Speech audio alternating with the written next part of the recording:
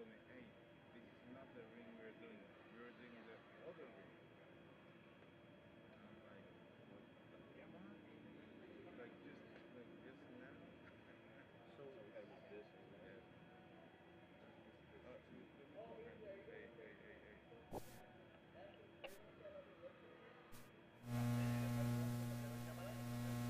Esta cámara hay que llevarla a aquella esquina, por favor. Y la otra, la inalámbrica, la dejamos acá porque si hay que lanzar una otra, entonces en lo que se quiero una cámara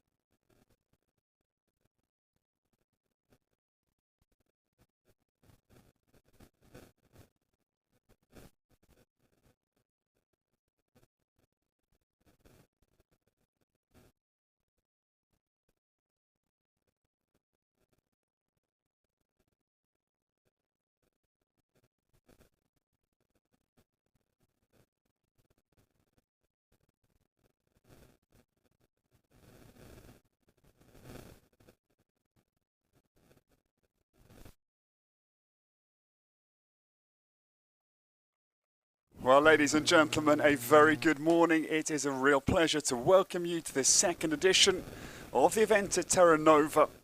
Last year, its inaugural year, and this year, delighted to have your company.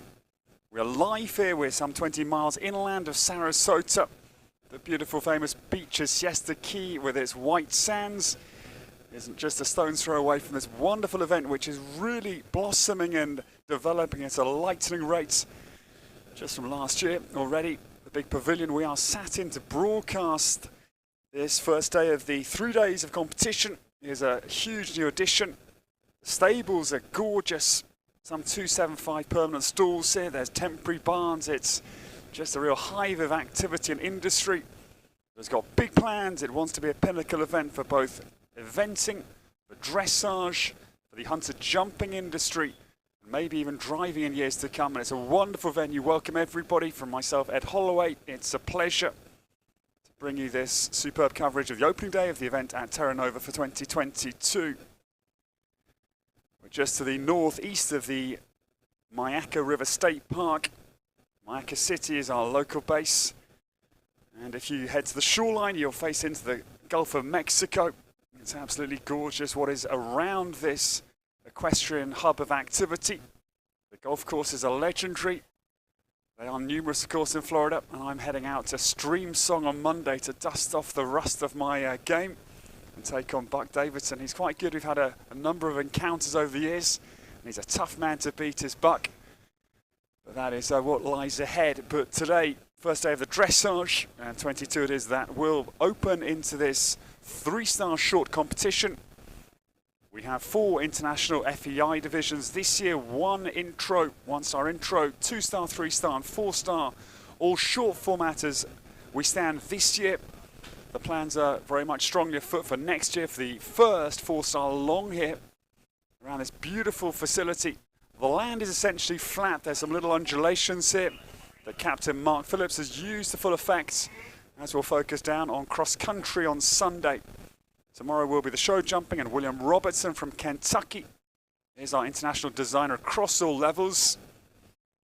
And our judges for our first international section, this 3-star, they are twofold. Robin Fisher is judging from C, and Christian Landau sits at B with his wealth of knowledge. The first test of the morning, the first of the 22, will be at 8:20, and that will be Ronald Zabala Gertschel, the Olympian from Ecuador, with the horse at Tim Price, the now world number 1. Pricey having a brilliant run. Won Buccalo with Happy Boy. And then the first time at the 5-star level was quite extraordinary. There's wonderful Cudica Dudevant in Maryland, and that was a sensational, nearly pillar to post victory for Tim Price. And Pricey brought out, as I say, Pat Chester, now under the saddle of Ronald Zabala Gertschel for Ecuador. Will coming up here, and we'll be live with the first test in 10 minutes time. It's a beautiful scene here, a few clouds, a light breeze. It will be a warm afternoon later, and we'll have a short break, and put your kettle on wherever you're watching from. If you're in Europe, have something a little bit stronger perhaps. Great to have you here for the second edition of the event at Terra Nova.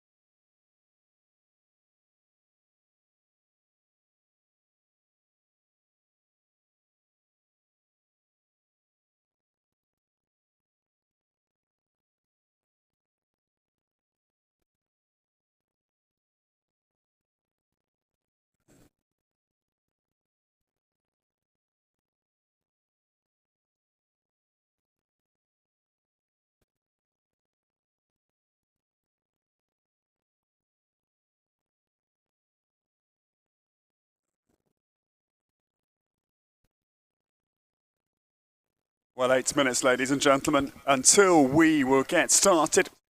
And it is, of course, a wonderful team of sponsors that must assemble to run the second edition of this event at Terra Nova. And Kirkering Barberio is one of the largest independent accounting firms on the Gulf Coast of Florida, and they have been serving the local community for over 50 years now. They work with thousands of individual and business clients throughout Florida and internationally. Along with traditional tax and audit services, we focus on several niches, including outsourced accounting, estate and trust planning, healthcare advisory, and international tax consulting. Thank you very much to Kirkering Barberio and their accountancy firm here on the Gulf Coast, the Gulf of Mexico coast of Florida, for their support of the 2022 event at Terra Nova.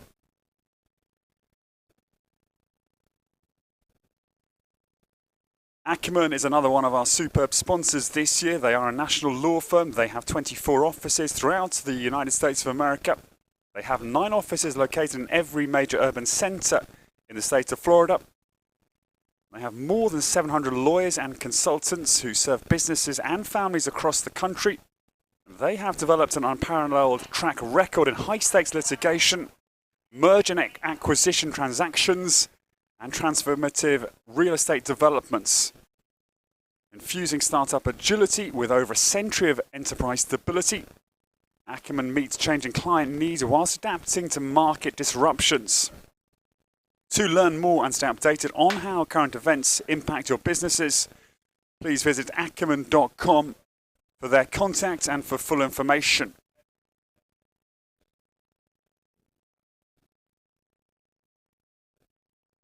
Our third superb sponsor, Blaylock Walters Law Firm. They provide high-quality personal and comprehensive legal services to businesses and individuals. For more than 95 years, Blaylock Walters remains dedicated to their legacy of giving back to the communities in which we live and prosper. Thank you to the law firm Blaylock Walters for again supporting the event at Terra Nova 2022. One of our brilliant sponsors is B&D Builders, and they are the exclusive builders that have already done all of the developments here at Terra Nova, and they will continue. It is a commitment to B&D to keep all of the building that takes place on this wonderful facility in exactly the same mode of construction. And B&D Builders, they are a proud sponsor of Terra Nova Equestrian Centre and the estates here at Terra Nova. More about the estates to come later. B&D are located in Lancaster County, Pennsylvania, up to the northeast on the east side of America. And B&D, they build fine custom equestrian facilities that will exceed your expectations. You can see B&D Builders is craftsmanship, creativity, and attention to detail in every equestrian arena here at Terra Nova. And please, if you are here, visit the B&D Builders tent today to start the luxury home, horse barn, riding arena, or other equestrian project that you have dreamt of.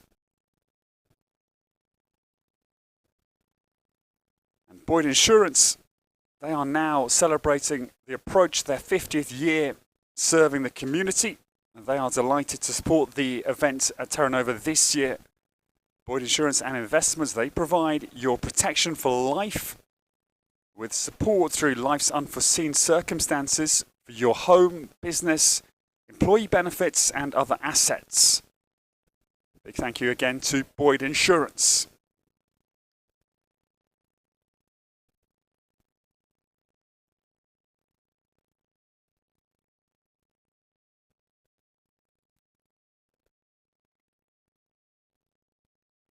So once again, delighted to welcome you wherever you are tuning in to our coverage of this second event at Terra Nova. This, the 2022 edition, the inaugural, running last year, was a great success. And good to see many that were here last year returning this year to enjoy the developments. All of the facilities here are extraordinarily impressive. There's a 225-acre venue that this event at Terra Nova is based upon.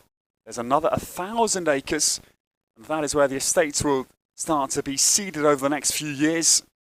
And B&D will again be offering 5 to 20 acre lots for purchase You can buy your own slice of Florida real estate. You can have your little equestrian centre alongside your house. You'll have this facility right in your back garden, and that, of course, will be open for training with the competitions that are already starting to get numerous. That is the plan here. It's an exciting project which is just starting to be seeded now. And great to talk to Hannah Hessig last night and find out from Hannah Herrig all of the details as to what will happen. Her mother, Natalie Herrig, it's a really superb team effort. And her husband, Steve, is the big innovator. And Steve, alongside Sarah Kazumplik, they were the real engines that has driven the event at Terra Nova forward. And Steve is a good friend with Paul Azinger, one of the great golfers of yesteryear. And Paul and Steve have got huge plans here for a championship golf course in years to come. And that is certainly something to be very much looking forward to in years to come. For, well, fathers, boyfriends, partners who want to go and stray onto the golf course, that may be possible. We will see. There's a 4-acre lake here. That is a real heart of the initiative for both irrigation and also for the drainage systems, which are just allowing these beautiful all-weather surface arenas to drain quickly. As I say, 285 is the number of permanent stalls. They have sliding doors on them. And there is also the 200 temporary stalls, which have centre aisles for this year. I think just before we get into action, we must remember and pay tribute to the suffering that Hurricane Ian has inflicted on the local community. I think testament to the entire team here.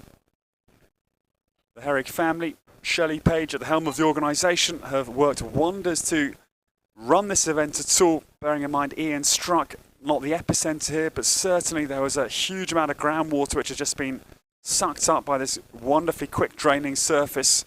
But well done, the event has just driven onwards regardless of Hurricane Ian's devastation.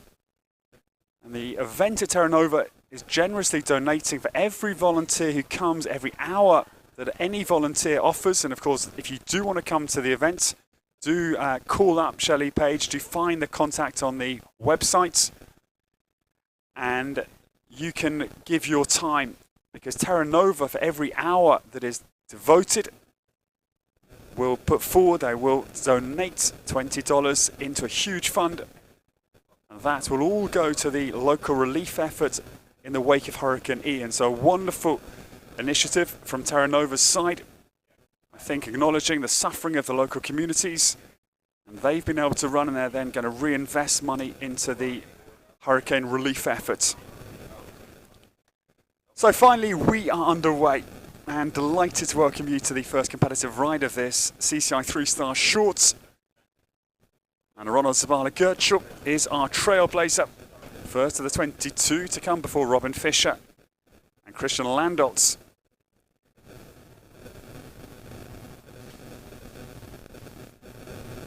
Ronald's 56 years of age. His base, Wise Guy's Farm, named after Ronald's most influential horse, Wise Guy, is up not far from the Davidson's base, where Bruce Senior is installed at West Grove, Pennsylvania. Ronald was a London Olympian. That was with Master Boy in Greenwich Park back in 2012 for 43rd position individually. And Wonder Mask was his ride, 64th in the last World Games, or the last World Games we've enjoyed as the equestrian disciplines have been disbanded into their components. Henning Pratoni split this year. That was in trial with Wonder Mask for 64th position. Right back from Pat's Jester. This horse taken over by Ronald back in July of 2019. Tim Price was the man who brought Pat's Jester to the front of eventing. And indeed, Tim won Blair Castle, 3-star up in Scotland of Alec Lahore fame in 2018. It's a nice relaxed walk from Pat's Jester, lovely, lengthening over the top of his neck. His vertebral column stretched out beautifully. Of course, it's always an acid indicator test of horse relaxation. If he can do that free walk, if he can't and the rider can't trust him to take the rein forward, The judges know he's not truly on the aids from a dressage purist point of view. Ronald certainly shows a lovely free walk.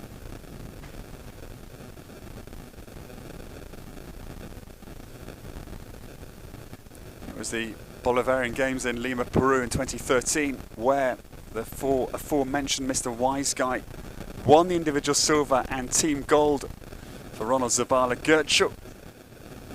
Nice early flowing trot work in this three-star test this morning.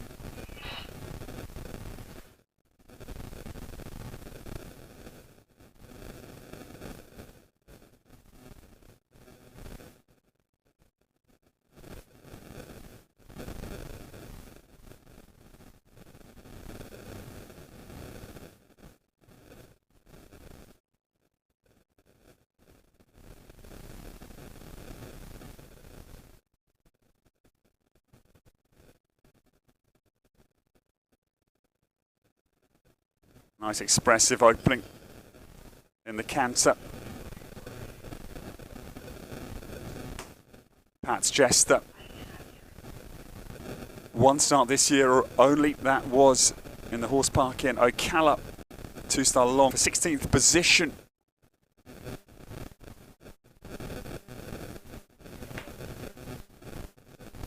So a little bit of tension sadly up into the canter transition for the Ecuadorian. Good friends with both Ronald and Nicholas Wettstein, the two who are jaw to jaw at the helm of Ecuadorian eventing. I was so sad to see Nicholas having the fall late on the cross country at the Protoni World Championships. He was going superbly. There was a light fall into that second water, which was, well, really unfortunate. This is our view in the background of our pavilion. It's wonderful. It's going to be a real feature for our VIPs who can sit and enjoy both sides of the dressage. We'll have the eventing on this side. On the far side is the very first CDI dressage here at Terra Nova. That's going to be Thomas Bauer, who is the International Dressage Director here, assisted by Monica Fitzgerald, who is the Competition Manager. So eventing is underway, ladies and gentlemen, and Ronald Zabala Gertschuk gets off to a good enough start. Some very smooth flowing moments, but also interspersed with a little bit of tension here and there. But the first phase is completed for Pat's Jester. We'll be off into the show jumping tomorrow. William Robertson, 30-year-old from Kentucky, will be designing the international divisions across the 4 levels. And I can't wait to see Captain Mark Phillips' cross-country unfold on the final day on Sunday. Walked it bright and early with the team yesterday, and I must say it is wonderful. Gorgeous courses, as ever with Mark Phillips there. Designed with absolute mill-like precision. The attention to detail and focus of every little bit that the horse will see and visualize to assist the horses to jump safely and to really interpret his question precisely. That is Mark Phillips' hallmark, and that'll be great to talk you around on Sunday.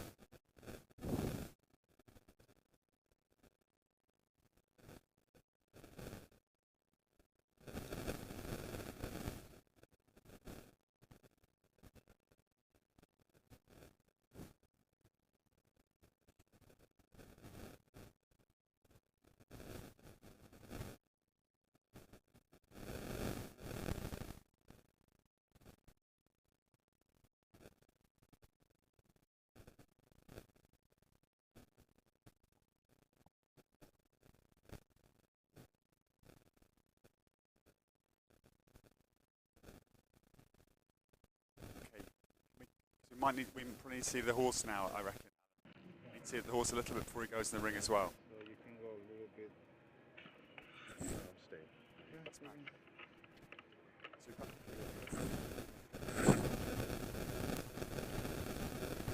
The next to come is a massive world star. Delighted to welcome Great Britain's Leslie Law, MBE, will come down the centre line.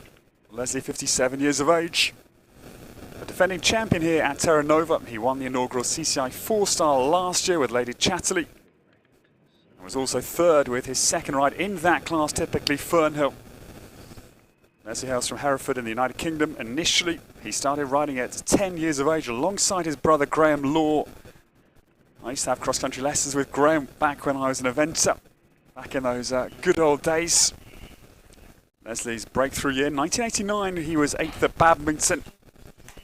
Then things really started to spiral upwards for Leslie. And of course, the absolute icing on the cake was the Olympic individual gold medal from Athens in '04.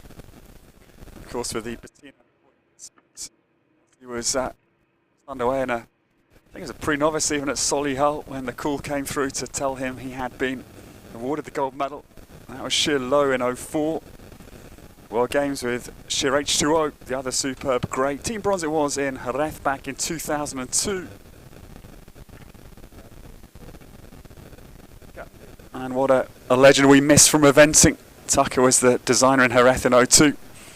That was the year that, over to you, famously won the individuals. And behind France's Jean Tuller and Espoir de la Mar. Also Howard Romeo, stages of their test.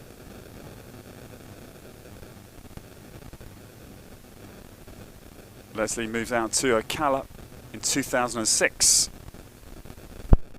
He invested all of his wealth of knowledge and experience into bringing on emerging athletes here in the USA. Doing a huge amount of coaching. 2014 was his breakthrough year in terms of a national recognition. He was named as the USCF Eventing Emerging Athlete Coach of the Year in 2014. 3 Europeans back in the day, '01, '03, '05, where Zara Phillips bowled with Toy Town that led her up to the World Individual title, clear of Clayton Fredericks in Aachen the year after. Sheer low twice for the team golds in Blenheim and punches down Tommy Brennan's great course of '03. And his first Europeans was in Pau, Pyrenees in France in '01.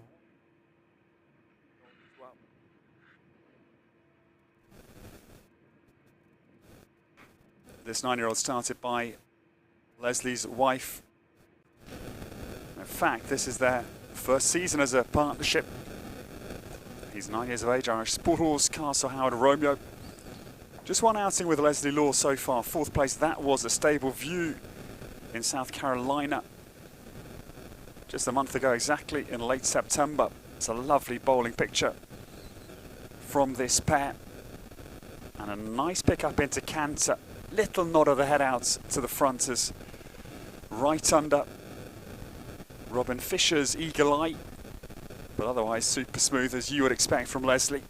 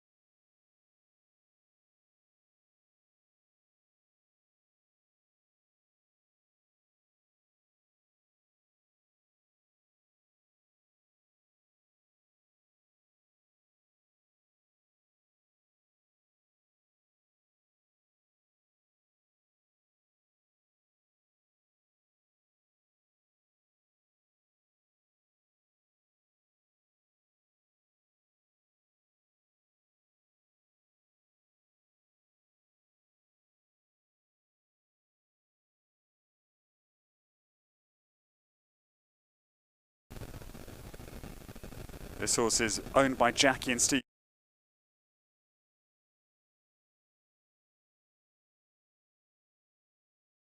Centre line to complete a very good exhibition from the former Olympic champion. Beautifully square in front, a little bit out of kilter behind, but second competitive outing for Castle Howard Romeo and Leslie Law completes well here, as the sun's just starting to illuminate our 2 dressage arenas.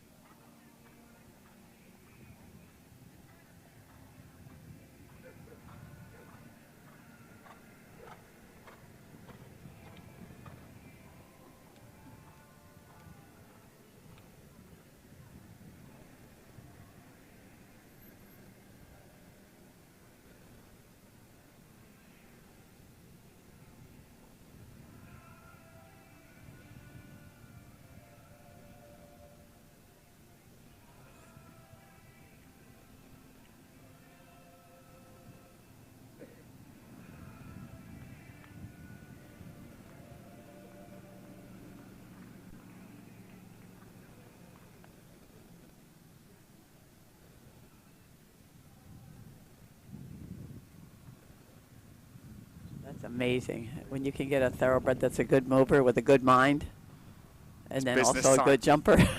Exactly. You've got it made. Eliza's first Kentucky was in 2015. That was 17th with Simply Priceless at her Kentucky debut in the Bluegrass Fields. Then the year after she was 8th at Kentucky, which really set her with sort of ribbons and bells on the international stage. Then went across to Burley the autumn of that year and was 14th at the Land Rover Burley Horse Charge, which was again impressive as a debutante around that juicy Captain Mark Phillips track as it was. Yeah, just to get around that track is amazing. One of those courses that just takes your breath away. Yeah. Well, yeah, But she did really well at Fair Hill last week. good. Yeah, and a brilliant competition again, and extraordinary to see that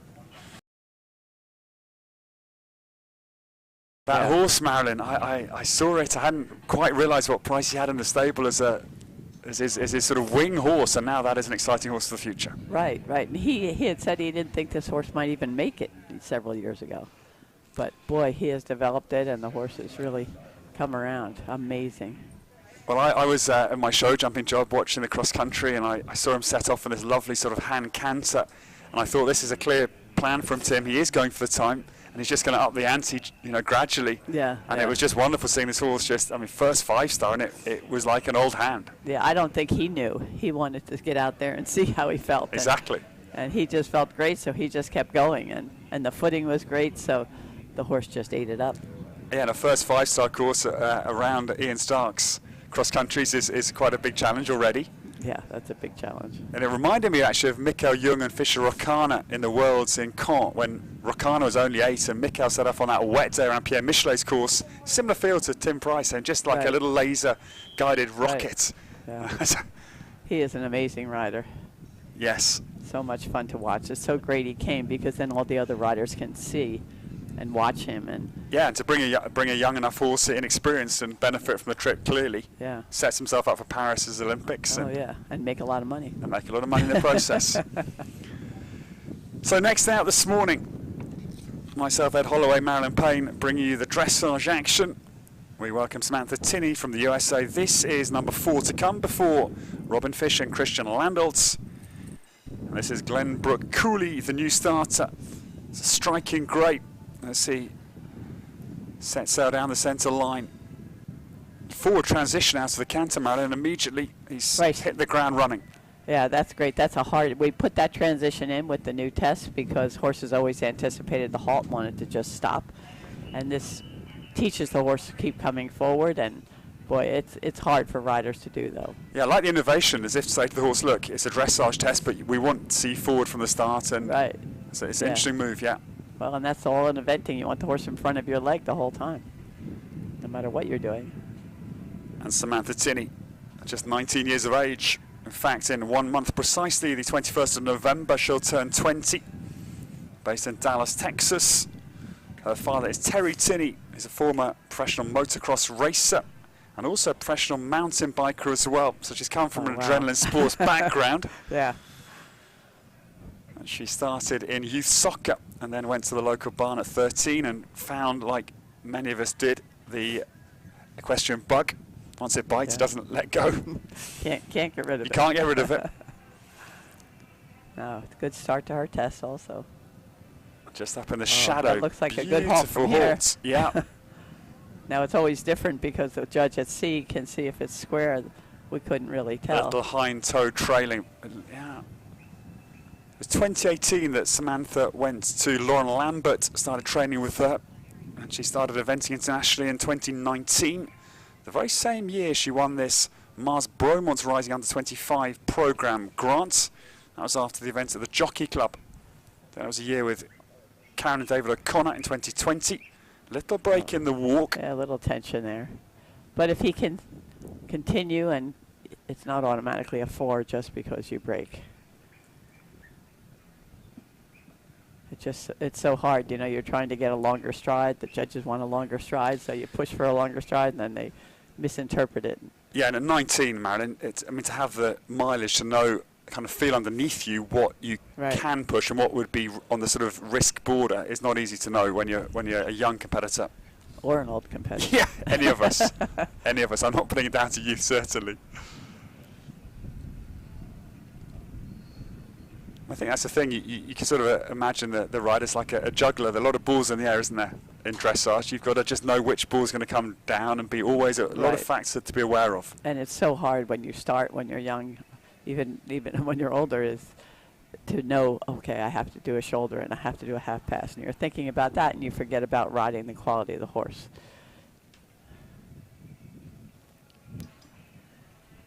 It's a multitasking job. Yes, that's where my juggler analogy comes in, yeah. This is lovely, powerful trot work here. And nicely in her hand, I mean, beautiful contact that is unwavering, upwards into canter. Yeah, well, look at clear effort there. She really went for it. Then you come back and have to maintain the counter canter. That was very good. Then immediately into a cantered part. It's a quick test. Things keep happening. Yeah, it reminds me of the Tokyo Olympic test as well, which just kept coming at you quick fire. Oh, another really good simple change. Those are so difficult to do, especially after you've just done a medium canter. And again, a little bit like the thoroughbred, which nearly went under our radar. This one for an Irish sport horse. Again, he's got an elegance about him of a sort of warm blood ilk as well. So he's obviously a multi-versatile tool. Look at that tail. the grays with the white tail, they're so clean, they just glisten. Yeah, not to forget the grooms who are working tirelessly. Not at the foreground, but boy, the work in the background is endless. This is elegant, Marilyn. It's lovely to watch. That's very good.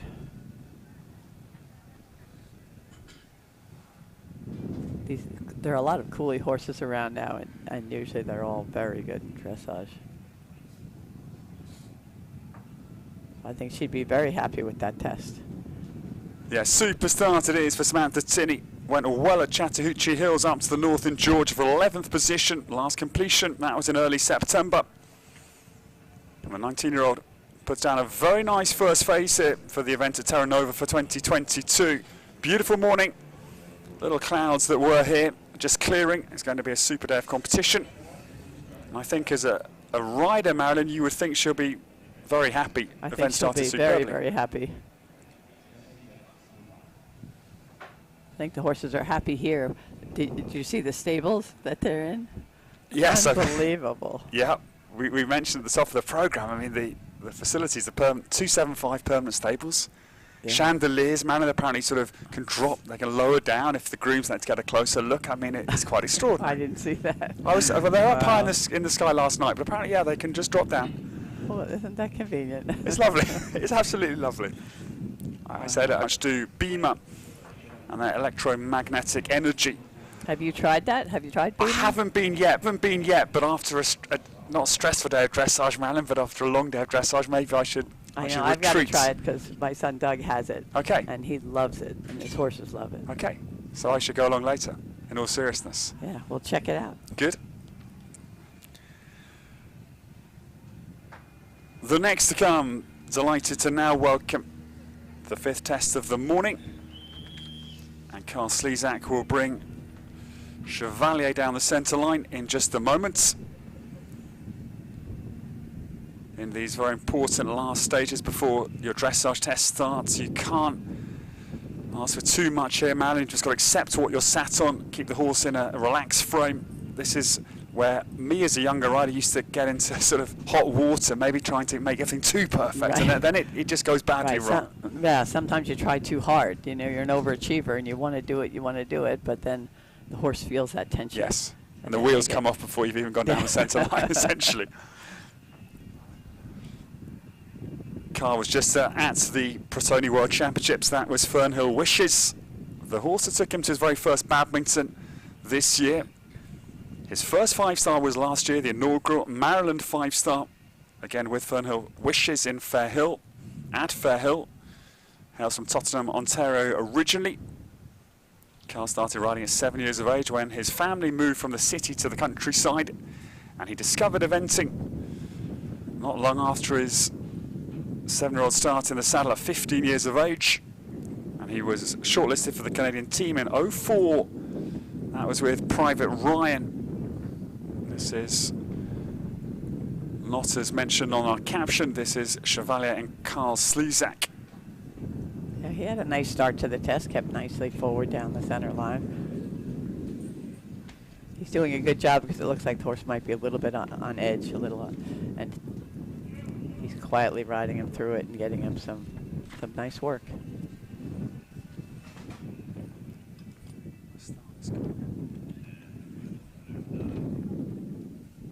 Oh, and unfortunately, next door, the horse is being a little disruptive in the ring next door, but his horse didn't seem to mind.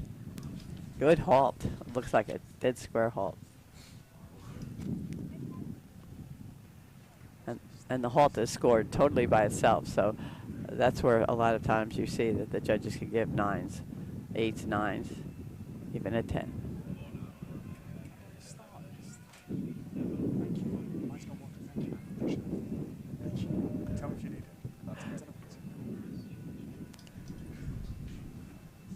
So Carl Slezak, the Canadian, 5th in to come before Robin Fisher, Christian Landolt. This is a nice walk. I love the hands. He's really allowing the horse to travel forward, isn't he? Right. Yeah. Good length of stride in front, Marilyn, and tracking up behind. Hindquarters engaged. Yeah, you want to see the ground covered, they over track, and you want to see like lengthen their neck, lengthen their frame, and stretch over their back, but not a free walk. Now this horse, Chevalier, he is 10 years of age, but interestingly enough, he's in his first season competitively. Their debut is at Stable View. They were very well placed there for 2nd in a 2-star short format. Last outing in Ocala, they had to retire on the cross country, but horse in its first season is always interesting to see how they'll progress this weekend.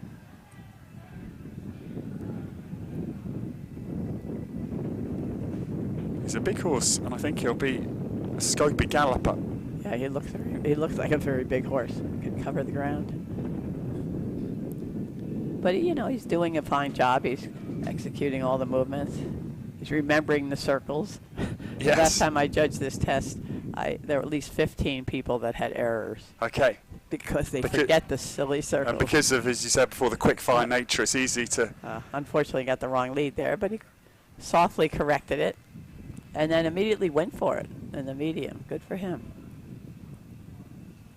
Yeah, I think for a big horse, he's applying himself really well in the first season. I mean, he's got a good attitude for dressage, that's clear. Yeah. And he's a kind of range enough mover, isn't he, to score it's score hard well. sometimes when they're big because they have legs in each corner, you know. Yes. You've got to try and organize that. The boards come up quicker than you believe. Yeah. With such a scopy animal. But he got his simple change there, just not quite straight, but a clear canter, walk canter. And then unfortunately he got the wrong lead there. But Carl's a great competitor, and he just puts that behind him and moves onward, and he's going to go for this medium canter again. Oh, no, stretch circle. That's right. We do the stretch first.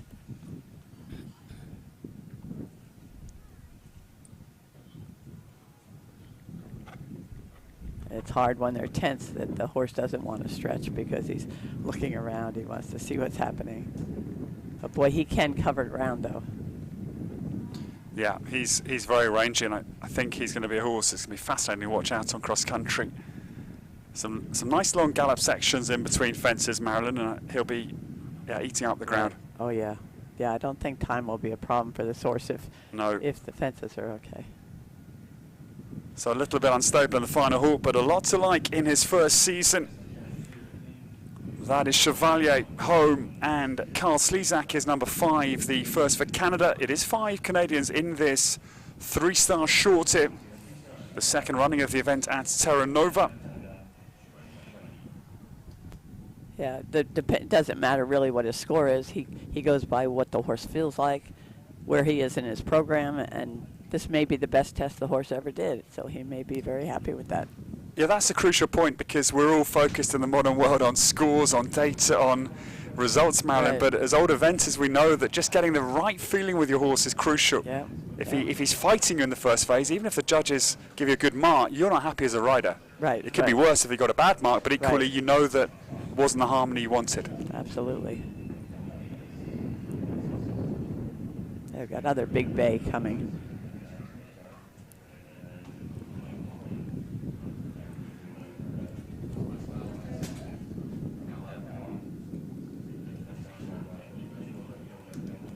Thank you, I appreciate it. Thank you so much. That's fun. Thank you. Yeah, wonderful. Please.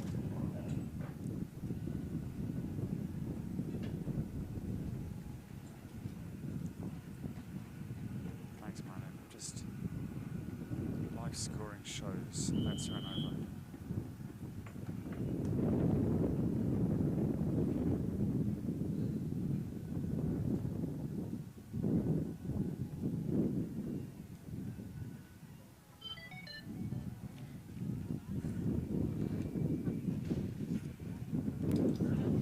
Delighted to bring you the first scores of the morning here at the event at Terra Nova for 2022.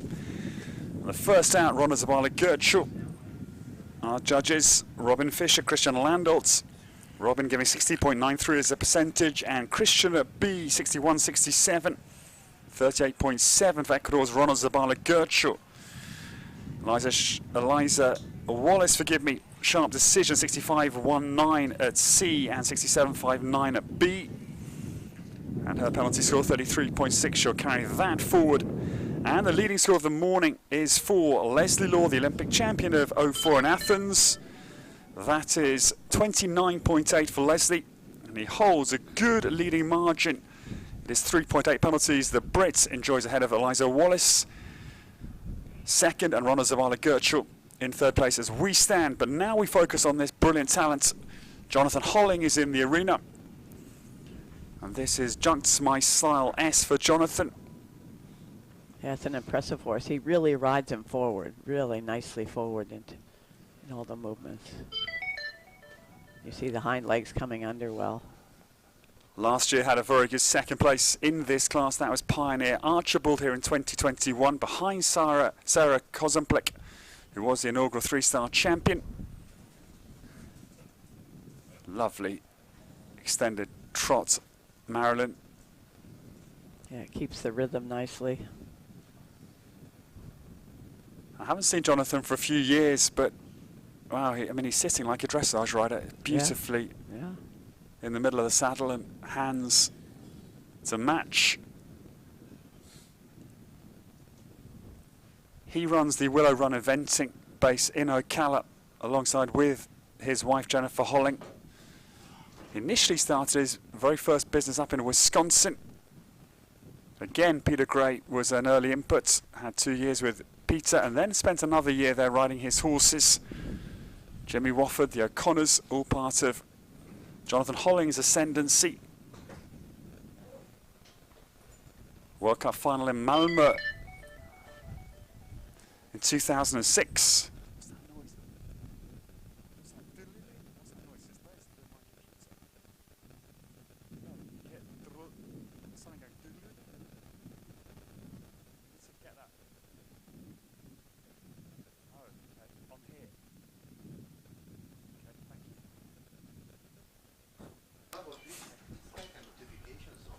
So Jonathan Holling trying to overhaul Leslie Law at the helm of affairs here at the event at Terra Nova. 29.8 is his target. Yeah, it's interesting to see the shoulder in from the side, how the horse steps under with his inside hind leg. And that's what the judge on the side sees. The judge on the front sees more the angle. Has got to be scoring 70% to have any chance of overtaking Castle Howard Romeo with Leslie. Yeah, nowadays, if you're not in the 20s, you're not going to be in the top.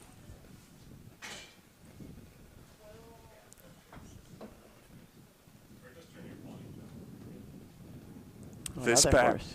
Good sorry, ground Marilyn. cover here. Yes, they were 8th this year up at Chattahoochee Hills. Hulahore's wonderful base in Georgia. Last outing was a retirement, sadly, at Stable View on cross country. Now, simple change. Little loss upwards, Marilyn, out of the walk, but otherwise very smooth. Yeah, and he showed a clear walk. Sometimes people just stop and then canter, and the walk is part of the score, so you must show a few strides of walk. which he did well. Now this one out of the KWPN Royal Dutch. Oh, there's a better stretch. Look at that. It's beautiful. Out of the North American KWPN stud book. And again, you can see that Dutch quality. Ros Kanter, All-Star B, we sadly lost from eventing. World champion here in America in Tryon in 2018. It's a great photo I saw from Bucklow with Zara Phillips, with Ros Kanter, and with our new star Yasmin Ingham, the three ladies who won. I mean, what was that, Marilyn? That was incredible. What a talent.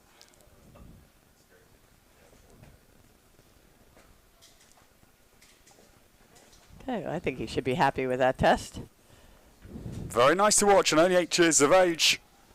A few little glitches, but Jonathan Holling puts down a very smart overall performance with the Dutch Jux My Style S completing. Yeah, you always come out of the ring and you oh, that was a good test, but boy, if I had just done this or just done that, you always can do something a little bit better. The what is of dressage, yes. I mean, it never ends. Yes. You need to certainly do something sort of sports-wise, Marilyn, quickly, or do something different just to numb the mind, don't you? Otherwise you'll just be nagging yourself all day long. And whereabouts do we think that's going to go? I mean, I don't think it's quite going to touch Leslie, because, I mean, in quality terms overall, but a few little glitches. Yeah, I'm sort of probably thinking, not, but... I'm sort of thinking second. I don't know, early 30s is my instinct. But yeah, he'll be in the low 30s.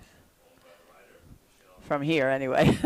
From up here where we sit. From our hot seats. You know, and so many people say, oh, the judges were hard, or the judge on the side was hard, but that's what they see, you know. The judge on the side sees individual perspectives. We can't expect unanimity from different perspectives. It's logically, and it's why we have an average. I'm very much in the defence of judges, Marilyn. It's why we have several judges. Yeah. We have an average score. And as long as you're internally consistent within yourself throughout the competitors, that's the point. Fine. If you're varying wildly for a similar pattern of movement, okay, that's into question. And but you should stay consistent. Exactly, and as long as you are within yourself for all your tests, there's no issue. Yep. Maybe you've had a tricky time and you just award 5s where normally you give 6s, but it doesn't matter as long as you're consistent throughout the day. Yep. And that's again why the judges actually shouldn't ideally speak in between, because otherwise your consistency may vary in yourself, and that when you again, judge is not 2 days desirable. in a row, like at a 5-star.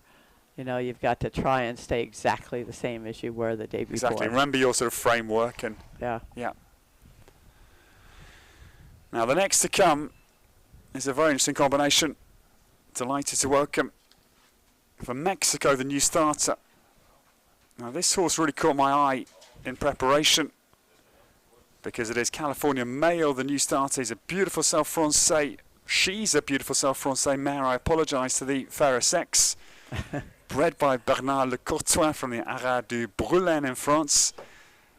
Quite easy here, the sire, Marilyn, the Swedish stallion.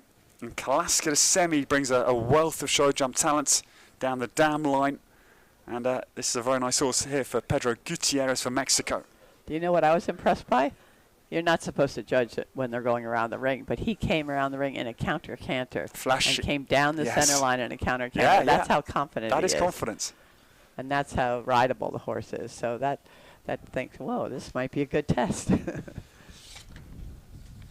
This is number 90, Pedro from Ocala. And this is another tall horse, 17-1. She stands a giant of a mare, 10 years of age this time. They were at Le Lion d'Angers. Actually, Marilyn, in this bright early morning sun, without my glass, I was straining at my results. And actually, the 8th was at Newmarket, Tennessee. They had a bad run at Chad Hills, actually. So it was 8th in Tennessee. They were eliminated, sadly, in Georgia.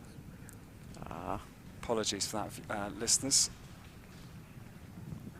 I'll get my sunglasses on soon, and then we won't make those kind of amateur schoolboy errors. Yeah, there. Unfortunately, in the half pass, he just didn't maintain the bend. He stiffened, and it's hard for these horses to go sideways, but bend the way they're going, in the direction they're going. This pair have enjoyed 2 international wins on their journey, both in Mexico. Homeland, 3-star short, 3-star long in Perote, April and May of 2019, their Pan American year. But again, a horse that immediately you're thinking about enjoying to watch them on cross country on Sunday. Yeah, yeah. She'll purr around, I'm sure. Little bit into Yeah, against his not hand there. downwards. Right, and this test, you see how you turn right at V and left at P, and the judge on the side really watches that. So as he's going across, he's not really between the letters. He's forgetting about that. The transitions were okay, but he's going to get points off for accuracy. There's just so many ways you can lose points. It's sad. Yeah, and I was thinking It's similar. difficult. We talked about the variabilities and the juggling. You've got this multitasking, Marilyn, was your expression. And yeah, the arena craft is absolutely critical, isn't it? You've got to ride so precisely these days. But Right. you've got to think if your horse is forward, and everything has to be on your mind, basically. Yeah, that's why the rider like Michael Young, Yeah. any horse he rides, it looks, some of the horses aren't very good movers. No? But he rides such an accurate, obedient test that he just keeps gaining points. So Pedro Gutierrez completing for Mexico. That is California Mail through the first phase. Yeah, and talking of Michael Young, I remember in Malmö some years ago talking to Joachim. Brigitte is his mother, but Joachim and I walked back to the hotel and he said to me, Ed, honestly, Sam is not the greatest show jumper. Right. And Rakana wasn't a great show jumper. And again, this is the extraordinary rider that we're all, well, we've Right. known as a legend, but what he can do with he's not riding Opkan Luvo, Marilyn, Right, the horse right. of Zandra that became world champion. These horses, yeah, Yeah. they're all phenomenal, but he's having to cover up things with his Right. genius. Right. Yeah. So that is Pedro Gutierrez and California Mail through the first phase, and we'll just have a quick swizz at the results and see what kind of a score Jonathan Holling, after his very smart test, has managed to attain, because we certainly were impressed with Jux My Style Est, and whether he's just getting in close enough behind Leslie Law. We'll confirm that score for you in just a moment. And Marilyn, have you been out on the cross-country course yet? Absolutely. We walked all the courses, and it's a very good 4-star course. Very good. All the courses are good, and there's a big difference between them all. But they ask a lot of the same questions, but in an easier manner for the lower levels. So, I mean, it's really interesting. Even the little beginner novice have a corner, but it's so tiny that you don't know it's a corner, but it is a corner, So it's fun for the riders because there's so much variety out there. Yes, I think it's a beautiful cross-country venue, and can't wait to see Sunday unfold. More to come on the jumping phases later, because now we welcome the young talent of Kira Kenny is our new starter. Now this lady, she's just 16 years of age. She'll turn 17 on the 8th of December. Wow. Yeah, so very much young to eventing, and already can see she's sitting in a very much dressage seat. Yeah, a lovely horse. The quality of horses these days is amazing It is mind-blowing. than it was 10 or 15 years ago. And this is a Fredericks Equestrian FE started horse. It is Black Ice for this Area 2 young rider. It is her second season internationally, eventing only. This horse was initially produced by Maya Black, the very good advanced rider, 2018 through to 2020. And Maya and this horse, they won their last outing as a couple at Plantation Field in Pennsylvania before the sale to Kira Kenny. Yeah, Maya's a lovely dressage rider. I would love to have a horse that she trained. Okay. Expressive, lengthened trot diagonal. Again, this is eye-catching, Marilyn, because beautifully in the hand and nearly a perfect halt. Just Yeah, but the transition into the halt, Was she walked immaculate. into it. No, Yeah, she okay. walked into it. And Explain they that should to do me. trot, boom, into the halt. direct. There should Okay, be- so yeah, not a progressive right, downward. they should not walk into it. Okay, good. And so that's where So it looks she smooth will and lose. forward, but not actually what's defined in the test. Right. She'll lose a little bit of points there. But otherwise, it was very obedient. this pair, they are making their 5th international start as a combination. But again, you said she's only 17? She's 16, still turning 17 So- early December. Yeah, she's already hot and running. She hasn't had that many years of ring craft. No. Her debut was, in fact, last April with another Effie horse, Effie Chardonnay.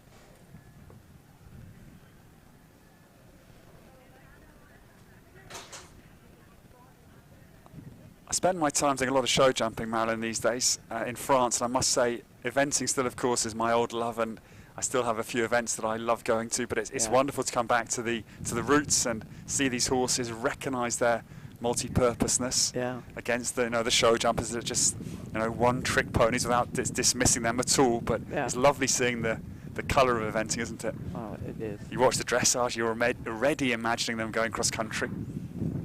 It's just such a partnership event riders have with their horses. They love them to death, and if they didn't have that partnership, the horses wouldn't be doing it for them. No. I saw a French rider, he fell off his horse, and it was right in front of us, and the horse went one way. He turned directly to the in-gate, and he just walked out. And I looked at this guy and thought, your horse is galloping around, and he just didn't even look at it, Marilyn. He didn't even then check if it was caught, and I was going, well, in eventing, that cannot happen. Right, never. And he's a top rider, and I will not mention the name, but it was one of those moments you think, that's why we're eventers. Well, unfortunately, she had the lovely flying change there, which didn't belong. She'll have to move up the level. And it's so hard. You have to be so clear to the horse. Keep the, left lead canter, keep the canter, keep the canter. And if she stopped riding, he thought, oh, we are doing a change. And talking of Clayton Fredericks, I know Fredo's just sold his lovely Effie Stormtrooper to Angus Smales, good old friend Angus of mine in Great Britain. And Angus will be seeing what he can do with that horse. He's a Burley specialist, Smalesy, and I think he'll have Burley on his mind for maybe next year with Clayton Stormtrooper, so that's going to be an exciting new combination to watch. Yeah, that'll be great. Lovely relaxed frame again here in the canter work. And again, I think fairly safe to say, Marilyn, Kira Kenny's got a bright future in eventing. That's my impression. What a good start. Yeah. First time I've seen her ride, and mighty impressed her. She kept the canter that time. You learn by your mistakes. Yes. And this Effie Black Eyes, 12 years of age, German sport horse. Eki Sievert and Clayton trading internationally, and that's a lovely horse. They have Saws completing. Very nice tester at the event at Terra Nova for 2022 with Kira Kenny. Yeah, she should be very happy with that.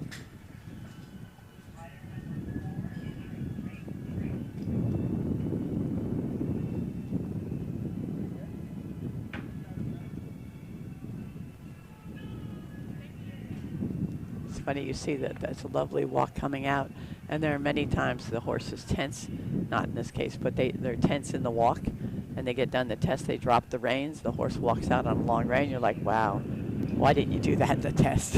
Yeah. Well, it reminds me, Marilyn, Angus lent me his hunt horse, Black Pearl, back in 2011 to do 2 pre-novices. And the first one was at Breitling Park. The day after I graduated medical school, we went down there and I went cross country and it was good. I hit the 3rd fence and I was like, okay, Ed, you're a bit excited, just calm down and let the horse operate. And he went round there nicely. The second one was at Carlton in Bedfordshire. And suddenly halfway round, the Pearl decided enough of this, he's going to gallop like a bullet. So I lost control halfway around the course, but wanted to continue. So I was sort of juggling this, bolting horse, but similar with the Pearl, we jumped the last fence, or just coming to the last fence actually. Suddenly I just felt this exhalation. Angus came and said, "Ed, what are you doing?" And I was like, "Well, I don't know. The horse just wanted to gallop." But it was amazing. He knew it was the last fence. Suddenly relaxed, like you were saying, and then he just came back to a walk, and I was like, "Right, that's the Pearl." But it was wonderful. But it shows the intelligence of horses, and they know what's going on, and don't. They get so revved up before the start.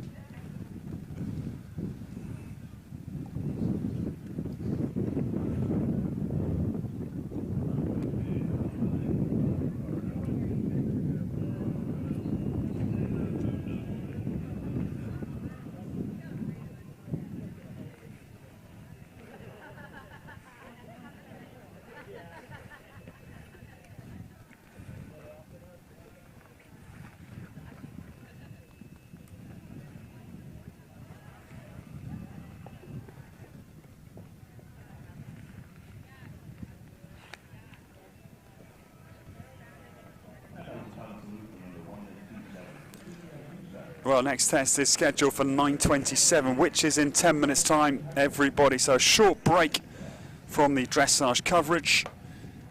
And we'll spin back to our wonderful sponsors here that are part of this second edition of the event at Terra Nova. Fifth Third Bank, they believe in giving back to the community, and they are proud to support Terra Nova Equestrian Centre in all of its pursuits. Big thank you to Fifth Third Bank. Leibold Irrigation's clients reads like a who's who of golf and country clubs, from Hawaii to Pebble Beach to Kennebunkport and Augusta. Their clientele is world class. Leibold have worked hand in hand with the world-renowned golf course architects, resulting in some of the most awe-inspiring landscapes. And now they are delivering that level of excellence to the equestrian industry. From Pebble Beach to Terra Nova Equestrian Centre, Leibold Irrigation keeps the course sport ready. And Sarasota Ford, proud sponsors of the event at Terra Nova for 2022. Sarasota Ford, family owned and operated since 1995. They are this area's largest volume dealership, and they can offer its customers the area's largest inventory to choose from with great prices with an incredible experience.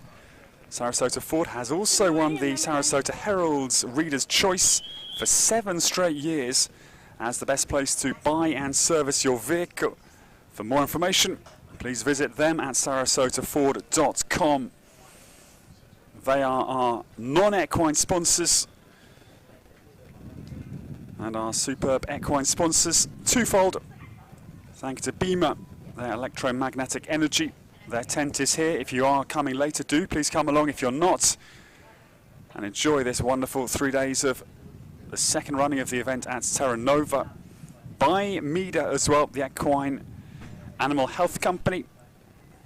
Biomeda's products have been trusted by veterinarians and owners since the 1960s when their Irish roots began. Biomeda is one of the largest producers of dewormers like Equimax, Bimectin and Exodus. It all started with polyglycan. World-renowned equine athletes also relying on polyglycan, a patented formula that replaces lost or damaged synovial fluid from the joints, and also Confidence EQ pheromone gel. That acts to reduce and prevent equine stress. Consult your vet and also visit Biomeda, biomedaus.com, to see where you can source their products. We're back live with the dressage. In fact, coming a little bit ahead of time, that is a rider's privilege if they feel their horse is ready. Sydney Rivera, it is Marilyn who comes across the diagonal. And this is Oakdale. That's interesting. She did a rising trot. Oh, that's very interesting. She did a rising trot there. And it's optional. You can do rising or sitting. And you do whatever's best for your horse. You don't get... Oh, she must have had an error. Oh, she forgot to halt. Yeah, forgetting the halt, yeah. And they rang it's the bell. It's easy when you're thinking forwards. And Sydney's another young up-and-coming rider. She's 19 years of age. Oh, no, she forgot that circle. That's what I was talking about before. Circle. She forgot the circle. So she had to come back and do the circle. Oh, that's so bad. This pair started in 2019. This thoroughbred, he was bred by Karen and Larry Clymer, and he's initially bred here. He's the son of Flatter.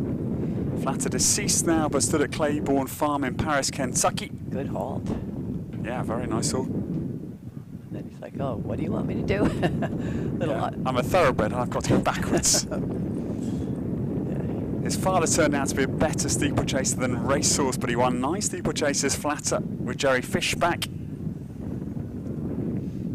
And the interesting thing about the halt and the reinback are separate scores, and they used to be together, and in pure dressage they are together. But we put them separate as a for bit reasons of like that. Yeah, because the a halt kindness was so to the good, event horse, basically, yeah. You know, To not tarnish the overall mark. Yeah. And separate them. Let's reward him for what he did well. And the dam sire here is the thoroughbred Marilyn Pine Bluff. And he was an American thoroughbred. He is a grandson of Northern Dancer, one of the most famous names of the 20th century of American thoroughbreds. And That horse, Pine Bluff, won the Preakness Stakes in '92, netted over $2.25 million in prize money, so this is a horse that is going to gallop for fun on Sunday.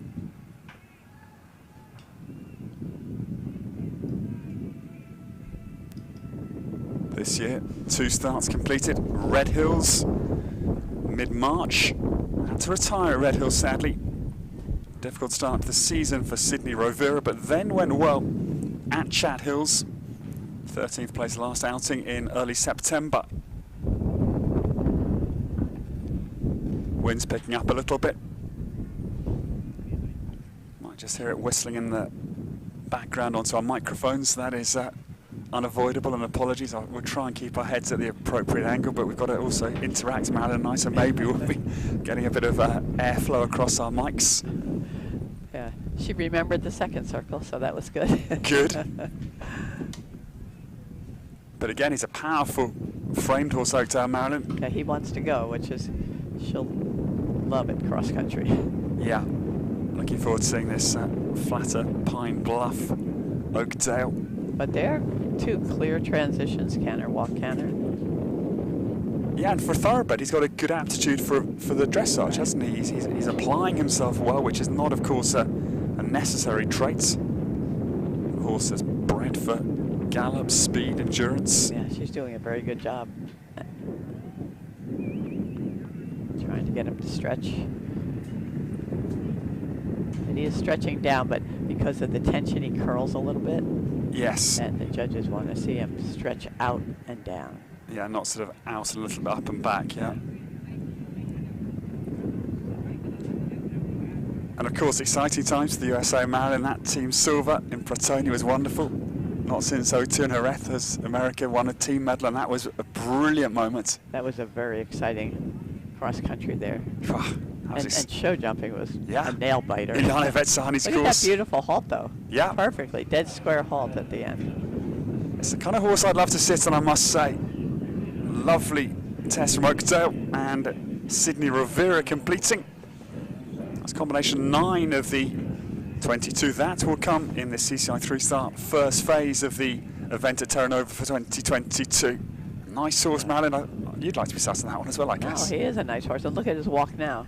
He was a little bit tight in the test in his walk, and now he's like, I've got it. Take a deep breath.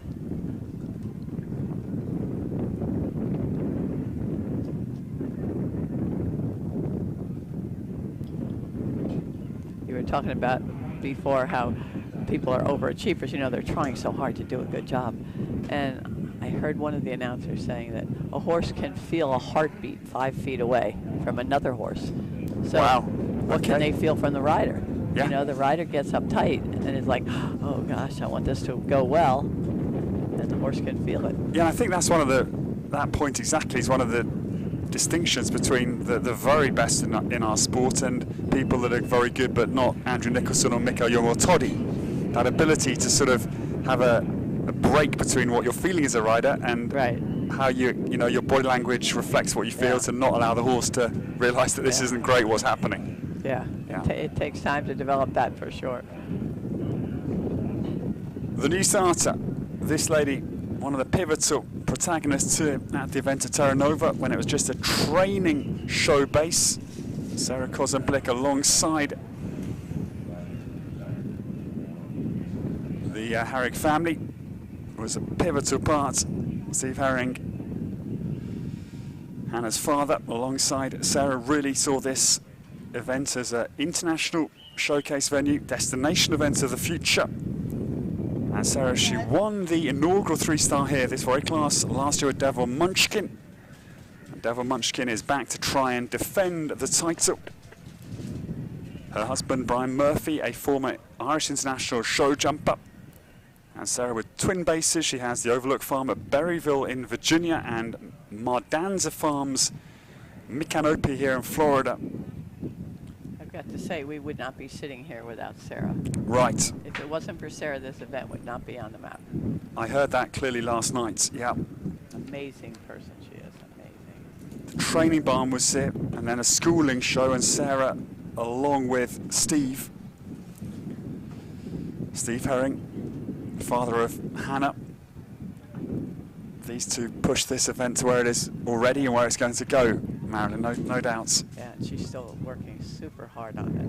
Whenever she's not on a horse, you see her running around helping and organizing. And interesting at this point, just a moment to reflect on Hannah Herring, who's our event president this year again. She started at the Pony Club initially, and then she wanted her own horse at 10 years of age.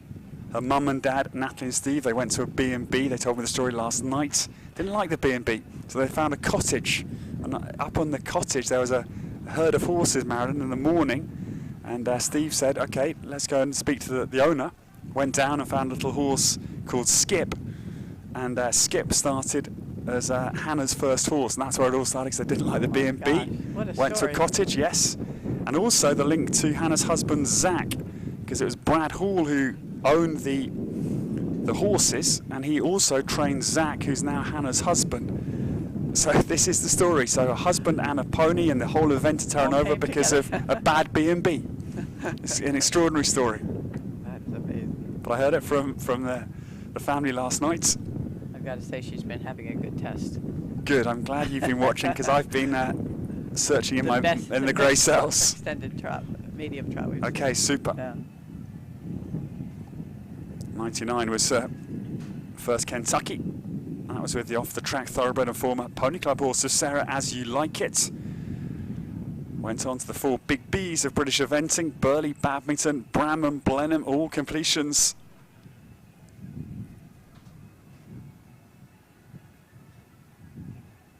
Yeah, I've known Sarah forever. She was on a young rider team with my son and daughter, Doug and Holly. Yeah, good. And she feels like she's part of the family, you know. Ah, perfect. Is it the eventing extended family? Yeah. Sarah's got 3 rides at upper level currently. This one, Rubens de Sieux, the Saint Francais, and Otterby Quality. This Devil Munchkin, he's 14 years of age. And as I say, defending champion of this very event, the inaugural edition here last year. I'm not sure how she's doing it, that she's riding these horses, putting in good rides and trying to help run the event. You know, it's, you know, riders have to really focus on what they need to do, and she's able to do it. Yeah, that is the increasing demand on the modern eventer, isn't it? The need to do so many things alongside riding a horse, which takes a huge amount of concentration and energy.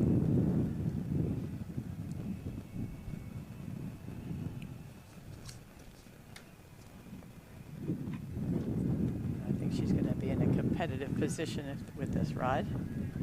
Look at how much she went for it. Look at the stride. And then a clear transition back. So we sometimes, as judges, you see, wow, look at that. And then like, well, let's wait and see if they can go back. Yes. She did a beautiful transition back.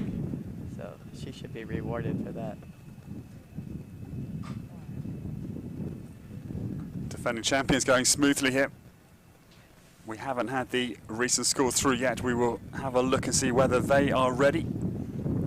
Still, we're fascinating to see whether Jonathan Holling has got close to Leslie Law, who's our early leader. Lovely canter walk transitions. I think she may take over that. Okay. Yeah, certainly it's got that sort of attacking feel about it. That's the sort of modern style of eventing dressage, getting after it, attacking it. In sort of, well, when I was around Marilyn, it's more of just a cautious exercise of things not going badly. Yeah. It's a totally different mindset these days. Right. Unfortunately, there she went to do the medium, and he almost went to do a flying change, so she hesitated and then wasn't able to ask for what she did on the other direction. Sarah Cosemplet coming down to a final halt a little bit above the bit, but the defending champion has a good first phase secure in the bag. That wasn't above the bit. That's, look at me, folks. Sorry. Here I am. Yes, and the Herrick family, assisted by Sarah, have really put this event at Terra Nova very much on the world map, and I think a fixture we can all be safe to say is very much here to stay, forgive me. I hear plans afoot of a championship golf courses in the pipeline as well here, Marilyn. Yes. So when you come again, you could play I golf. can't too. wait. I would be delighted. Now that might attract my son. Yes, He I can played play. with Doug. I did. I had a game with Doug and Buck. Yeah. We played down near Augusta. Yeah. That was wonderful. Doug's hits it a long way off the tee, I must say. He's got a mighty blow. Not always the way he wants to go, but No, he hits no. a long way. But when I'm sort of scrubbing it off the first tee, I've got a good short game, Marilyn, but it certainly won't be impressive from the first shot.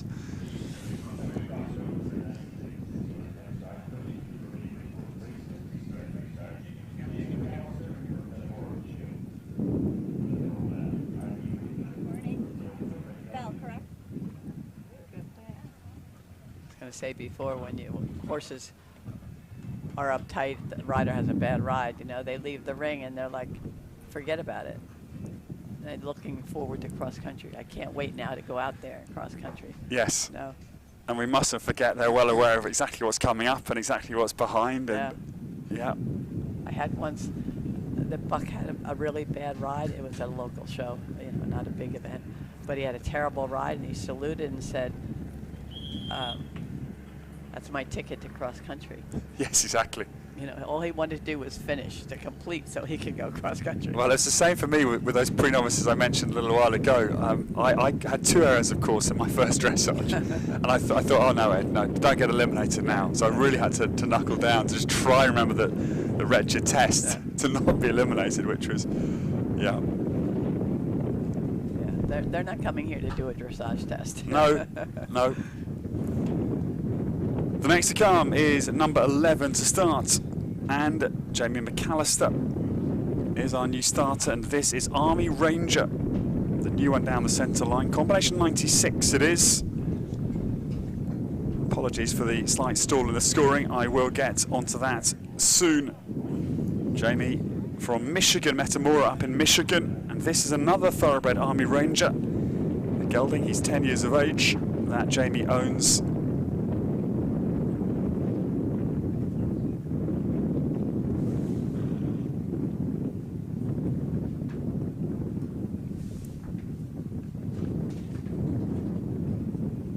She's riding a very accurate, steady test. Not as big a mover as some of the others, but she's going to get points for her ring craft.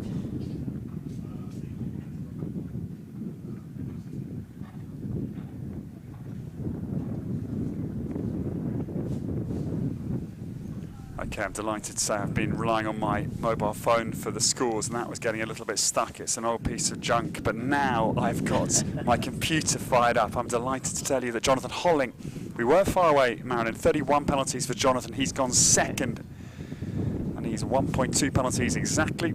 That is 3 seconds across country, only over the optimum time. So in touch of the Olympic champion, formerly Leslie Law. Absolutely. So they are our top 2.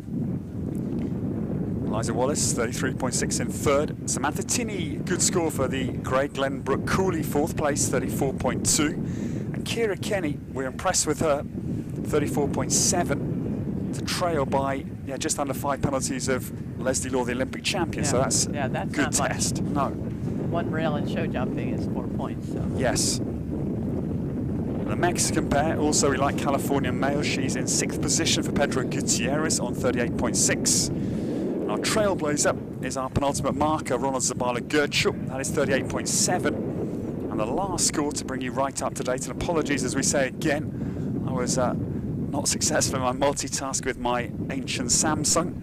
But now the MacBook Pro is getting us better results on point. Carl Slezak is the back marker in 8th position on 39.2. Okay, so here with the test, just a little anticipation. He gets a little tense when goes into the medium walk, knowing he's going to canter, so loses the rhythm.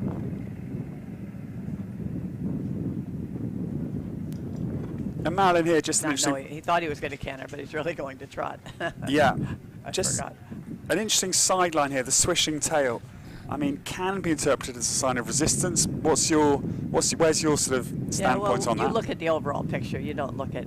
Right, not in isolation. Just there's a tail swishing. And his problem is that he's just tense. You can see that he's uptight and she's doing her best she can. Okay.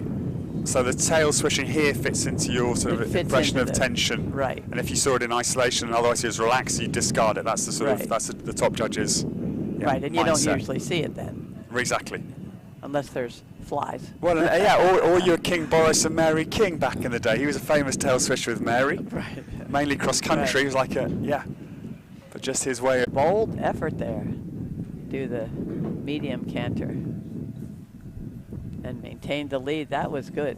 And that's what, as a judge, you want to reward, because throughout the test, you can't go for high scores because of the tension, but she does something like that, yes, and then you can go up with your scores. Jamie started eventing in 2015. She's evented 3 horses internationally. Lobster was the first horse she brought to the international scene. And then it was this horse, Army Ranger, joined her stable to start in September of 2019. Their best finish to date was 5th at Lexington, Kentucky, the 2-star long up in the bluegrass fields back in October of 2019. And just, Good for her, clear release here. yeah, just one start for them this season. That was at Stable View to prime them for the event at Terra Nova.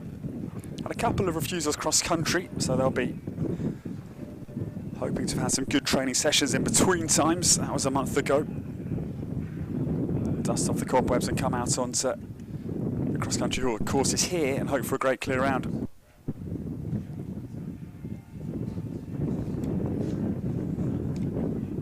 Yeah, a little bit of tension again, clearly bubbling up Yeah, but look, over the square surface. halt. Yeah, Square halt. good We gotta boy. reward what we see. No, you always try and think about what was the best part about the movement, and then you might have to take something off from that. But most people think the judges are looking to criticize. You don't look for the worst part; you look for the best part. Yes, And then adjust your score from there. good. And that's important. I mean, you guys have a set of criteria for each movement criterion. But of course, and if you see something not fitting your criteria, Marilyn, you must, of course, reflect that in your score. But overall, yes, a positive judging assessment. Yeah. Whatever flack and fire you guys come under, which is endless and, for me, endlessly frustrating. That's true. And just to fill you in on our cross-country course designers, it is Mogi, Beard and Muller who designs the 1, 2 and 3-star cross-countries for Sunday. And Captain Mark Phillips, double Olympian. Mark, Olympic champion it was in Munich in 1972, where Britain scored the double gold. Richard Mead it was with Lauriston, who won the individual gold alongside Mark Phillips and Ovation. One of the legendary cross-country course designers at Burley. World Games in Tryon for Mark in 2018 was a great course. The White Oak course was, I think, one of those can't forget courses. Mm-hmm. Yeah, that definitely separated the men from the boys. Oh there. yes, oh yes. That was exciting. But And the girls and the ladies from the girls with Ross Cantor as the world champion. Right. No. But I have to give a shout out to the course designers and to the builders and the team here, because we had that hurricane come through. Yeah, extraordinary. Weeks ago. Yeah, the recovery has been. And they were racing around, they said, to get the course in place because they knew a hurricane was coming. And then they had to stop, obviously, and then they had to redo a lot of the course after that. And to have it in such a fabulous condition that it is now, it's amazing. We never thought it would happen. And Eric Bull, the course builder here, no direct hit on a building, and the building's in any case built to very high hurricane spec. But yeah, under a lot of water, Marilyn, and yeah, I mean, I was on holiday, and I must say I was totally sure the event would be cancelled. Yeah, we all were. It seemed like a virtual certainty. And lovely that Terra Nova, in its ability to run, recognising the suffering of the local community and donating $20 per hour that volunteers donate. So that's a wonderful kind of recognition of the damage widespread here in Florida that the event is willing to back financially, which I think is a superb initiative. Yeah, that was so nice of them to do that, and yeah, that's so extraordinary. important. Yeah, not sort of saying, hey, to everybody, look, we're running and you guys are struggling. This is, I think this is a really extraordinary gesture. Yeah, there still is a lot of cleanup going on, and when you drive down the road, you can see all the trees and. Not easy on the flats.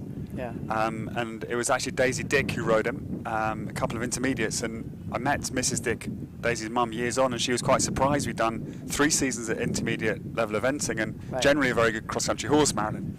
But it took a lot of work from my dressage trainer, who was called Leslie Finkelsey, to get this horse kind of, up in my hand and Yeah. with that fingertip control we're talking about here to make him able to do intermediates. Right. I think without that input from my dressage trainer, we had no chance. Right. So Absolutely. the tale is true.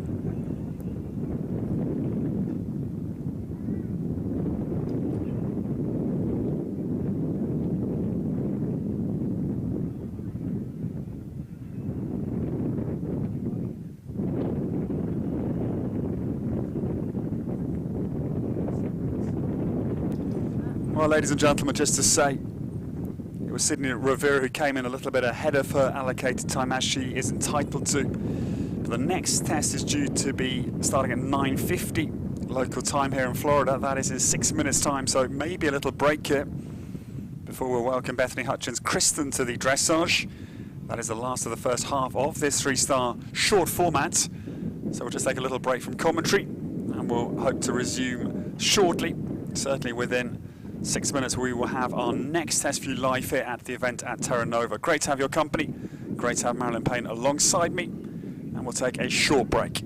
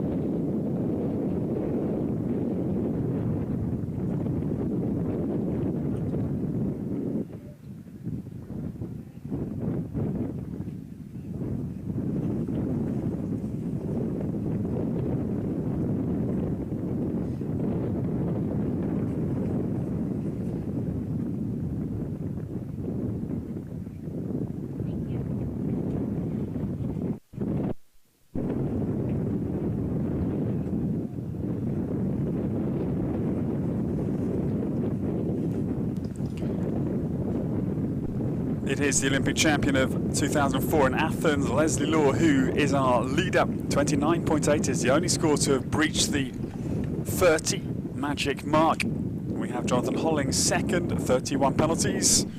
They all chase 29.8 in the first phase. And the last of the first half of this CCI3 start. Short format gets underway before Robin Fisher, our president at C, and Christian Landolt at B. Tonight to welcome Bethany Hutchins, Kristen, the new starter. And this one, it is Haluk HVF. He's a Dutch stallion of North American origin. Started Maryland as a pair. Good combination they've been since 2017. One win on their international card, and that was the one start, or two start in sort of modern parlance. That was in Lexington, October 2017. He's 11, he's a stallion, he's a beautiful uphill moving horse. Yeah, he's a lovely mover, and another nice active ride, really stepping under, moving forward. This could be a threat to Leslie. This could be a threat. He is very flashy. Let's see. Yeah, Yeah, look at the ground up. cover there and the reach.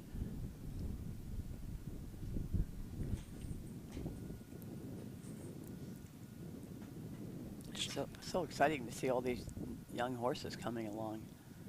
Yeah, it's a good crop this morning we're enjoying here at the second event at Terra Nova for 2022.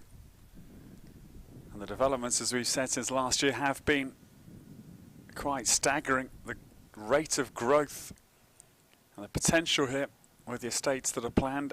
1,000 acres will be divided off to give this huge new Florida community for equestrian sports a real injection. Just one start for this pair this year. That was the horse park in Ocala. They had one run out on the cross country. Otherwise a good weekend. That was though back in mid-April of this year. Jump clear in the show jumping as well in the stadium. It seems like many of the horses are really good in dressage, are also good show jumpers, these warm bloods. Yes, exactly. They've got that quality of movement. They've got that warm blood front leg reaction. Yeah, and then it's just, do they have enough thoroughbred in them to go gallop cross country, make the time? And the modern sport with the shorter format is now, of course, favouring them, and certainly it's a breed to be thought about.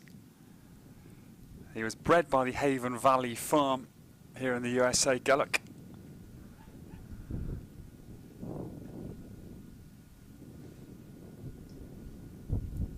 The one breed I always like is Celle Francais.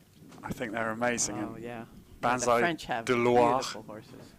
our new world champion, Celle Francais. Opgun Louva of 2014, Celle Francais. 2018, Yeah. KWPN for All-Star B and Ross Cantor. And then Mikkel Young, Sam, Lexington 2010.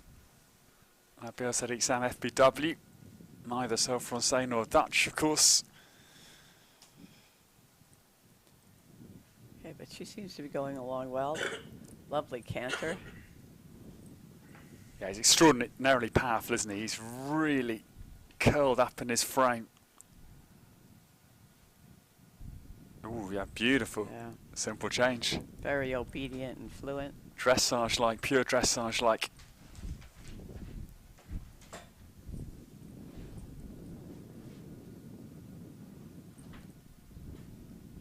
Yeah, they get a score for each of the simple changes, and then they get a score for the overall serpentine, Okay. which he would get a good score in for that too, because of the balance and the jump in his canter. This is the 12th test of the morning. We have 8 scores so far. Still waiting for the scores for the likes of the defending champions Sarah Kozemplik and Devil Munchkin. For the lovely Oakdale with the young star. Enjoyed the test of Sydney Rovera. Yeah. She's very good with her transitions into and out of that medium canter. And Gellock comes dancing down the centre line. He has really made full use of his explosive ability on the flats. Now, is Leslie Law coming under fire, Marilyn? I didn't see his test, so Okay. I can't comment. Okay, fine. And your instinct as a judge, 70% is the sort of benchmark. It's got to be very close to 70% or better. Yes. I think it's certainly going to be a tight enough battle between Leslie Law and Bethany Hutchins. Kristen, who is the last of the first half, ladies and gentlemen, here for this 3-star short, judged by Robin Fisher and Christian Landoltz. And just to say about our judges, because wonderful to have them all here. Robin herself now dressage at Grand Prix level. She's got 5 horses at GP level in pure dressage. Former eventer, she rode at Kentucky, World Cup finals in Malmo in 06 and Fair Hill. She'll go to the CDI in Thermal in December. So bringing again a wealth of both eventing and dressage knowledge and current competitor. Right, and the reason she is at C, Christian is a far more experienced. She's judged 2 Olympics, but she is trying to go up the levels in the FEI. And so she has to be the president of the ground jury. Okay, that's to one of the enable requirements her for her to go to the next level. Okay, interesting. And she's doing a fabulous job. I don't see any reason why they wouldn't let her be promoted. No, she seems highly tuned into the sport. With that dressage background, that's really good, and an eventing background. Yeah, and currency in dressage, that's the thing. I mean, she's going to Grand Prix now, and that's an incredible... Right, she could be riding next door. Yeah, exactly. And Christian Landolt, to mention him a second as we go into our break, Hong Kong Olympic judge in 08, the year that Heinrich Remaike won the gold with Marius for Germany, the flying dentist as an amateur. Right, remember that one? Extraordinary, great. Loved him. Yeah, Christian and I were there together. Okay, sorry, yes, Marilyn, of course, yes. Absolutely phenomenal. And 3 Europeans for him. He was at Blenheim in 05, where Zara Phillips took the individual gold. In Malmo 2013, that was the Mikael Jung gold with Halunka. And then in Avange last year, that was his last Europeans. And of course, Nicola Wilson won the gold. And as an eventing community, Marilyn, that is one of the most heartbreaking stories. But on the other hand, the strength and determination, courage from Nicola has been a lesson to us all in just accepting what life has thrown to you and going forward. It's quite extraordinary. And she's an amazing person. Gosh, to listen to her now. Yeah. Yes. Got a great attitude. That's all our thoughts on Nicola and her continued recovery. Yeah. And so that is the end, ladies and gentlemen, of the first half of the dressage. We take a break. At the moment, as we say, there are some scores that are in the wings, but it is Leslie Law out in front. Lovely test from his grey Castle Howard Romeo. Leslie's 29.8 score leads the way. It is a 1.2 penalty advantage over Jonathan Holling. Was very eye-catching. Jux My Style S is second, 31. Then comes Eliza Wallace, super test for the USA again. That was sharp decision, 33.6. Samantha Tinney, young gun, impressed with Glenbrook Cooley. That is 4th position, 34.2. And Kira Kenny, as a youngster, has got a bright, bright future. That is Effie Black Ice in 5th on 34.7. Some outstanding scores, as we say. That is not a completed leaderboard. We will hope to bring you the position up to date when we'll get back to the action. We'll be restarting at 10:15 in 18 minutes time. Thank you for your company. From myself, Ed Holloway, and Marilyn Payne alongside me, it's been a pleasure. We'll see you for the next test. That is Candice Elizabeth Bell starting at 10:15 here local time in Florida. Good morning. We'll see you later.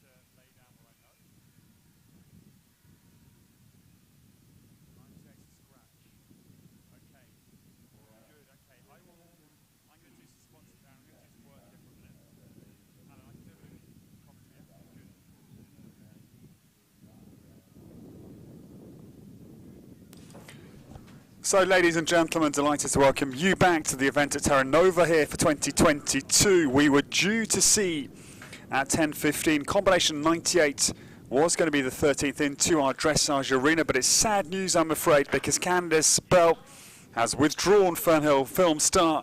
She's not present in the warm-up. We can only assume she has withdrawn. That may be a false picture, but we are very much assuming that is the case, sadly, for Candice. And our commiserations for her. Maybe the horse lost a shoe and is having it refitted. We haven't had any information as to that. Maybe they'll come later, but that is not our assumptive position. Sadly, we will not, we think, see Candice Bell and Fernhill Film Star. So it's going to be another short break here.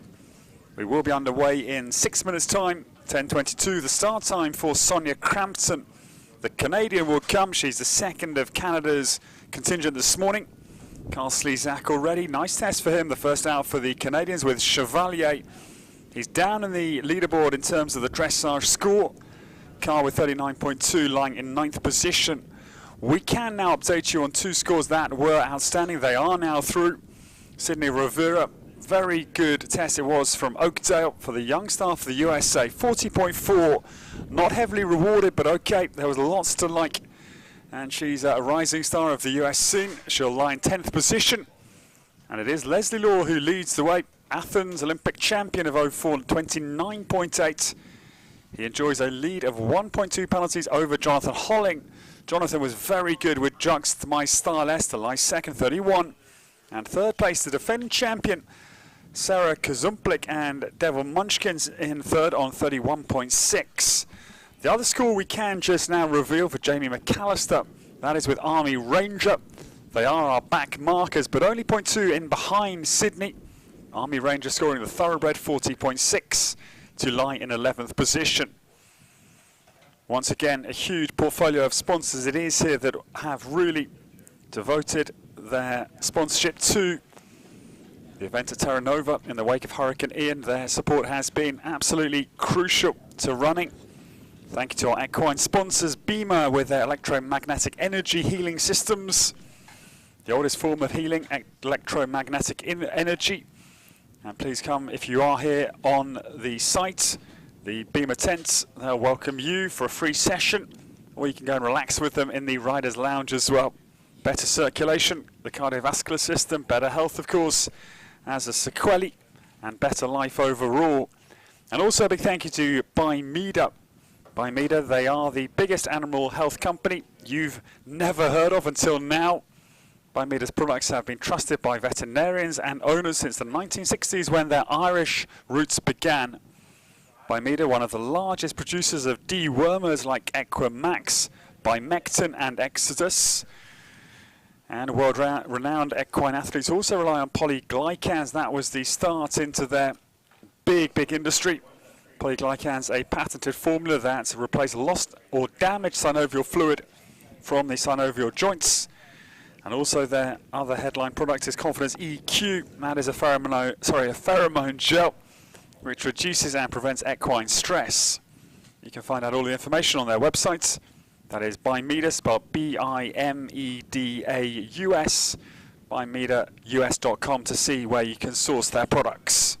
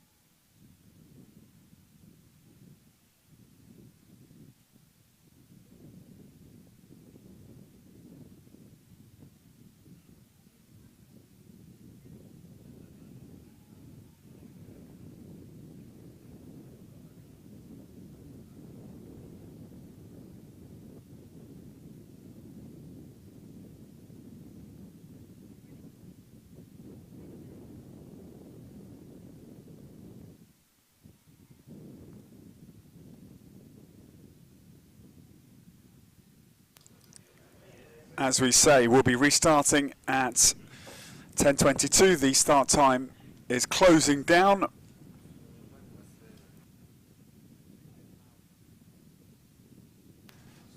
The next to start is the second for Canada of this three-star short format event at Terra Nova, first of our international divisions. We broadcast live from you from this beautiful location, Miyaka City, not far away, and the beautiful Miyaka River State Park is just down to the south of Terra Nova. It's a real wilderness here. There's an alligator pond out on the cross country, and a gator was spotted in the Tricana here last year, which of course has sent health and safety into a frenzy this year just to check the terrain is clear. I'm delighted to now be joined by Erin Brinkman. Erin replacing Marilyn Payne for this second of the three-star sessions. Welcome to Erin, good morning. Good morning. Great to have you alongside. And just for your information, Erin, a bronze, silver and gold medalist of the USDF, the United States Dressage Federation. An L distinction as a judge as well. High honour, Erin, again from the USDF. And the Valhalla farm your parents started back in 1972. And you're a former eventer into dressage judging. So great to have your expertise alongside. Thank you. It's really wonderful to be here. I was here actually coaching Hannah back in June, and I got to see the facility, and I was just blown away by how amazing it is. And the wildlife is amazing as well. They have those pink spoonbill birds and tons of sandhill crane, and just overwhelmingly beautiful here. Yes, I quite agree. And let's hope this test is also overwhelmingly beautiful. It is the second for Canada, Sonia Crampton. Early part of her test. This is Bon Mahon Flash across the diagonal. This pair, they've had a bit of a checkered season in all honesty. They retired last outing at Stable View in South Carolina. That was the three-star shorts. Had a good clear cross country though at Ocala in the Horse Park in mid-April. And your early impression, Erin, of this dressage test? Wind's picked up a little bit. It's a beautiful horse, obviously, lots of bling, flashy. I'd like to see a little bit more balance on the hind leg and just a little bit more of her balance a little further back in the back of her seat. But the horse has some range, and the walk looks harmonious. We're seeing it from a different angle than the people viewing, so we're over behind B, and they're getting to see it from C. So the two different perspectives can be quite different when we watch. Yeah, we're sort of over Christian Landau's shoulder at B, the judge, our wonderful judge from Hong Kong's Olympics in '08. We're up in the pavilion. It's a great viewing point here. We've got a bird's eye view of both the dressage arenas that are running concurrently. Sonia Crampton, she started eventing back in 2002, so 2 decades international eventing. It was Shindig the second, her very first event horse into the international scene.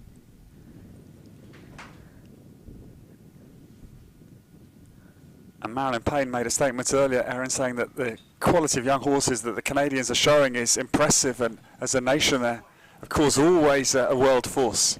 Absolutely. Absolutely. And this horse shows so much talent for every direction. This horse looks like he's talented for everything.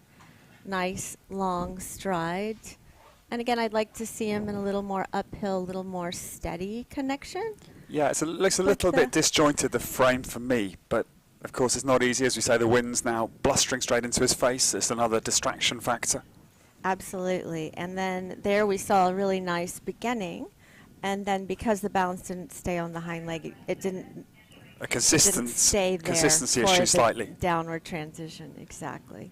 This horse was brought out of Ireland by Holly Bowles, started him internationally back in fact, Marbach, a good competition in the south of Germany. The Aldinger's lovely event in the Schwäbische Alps.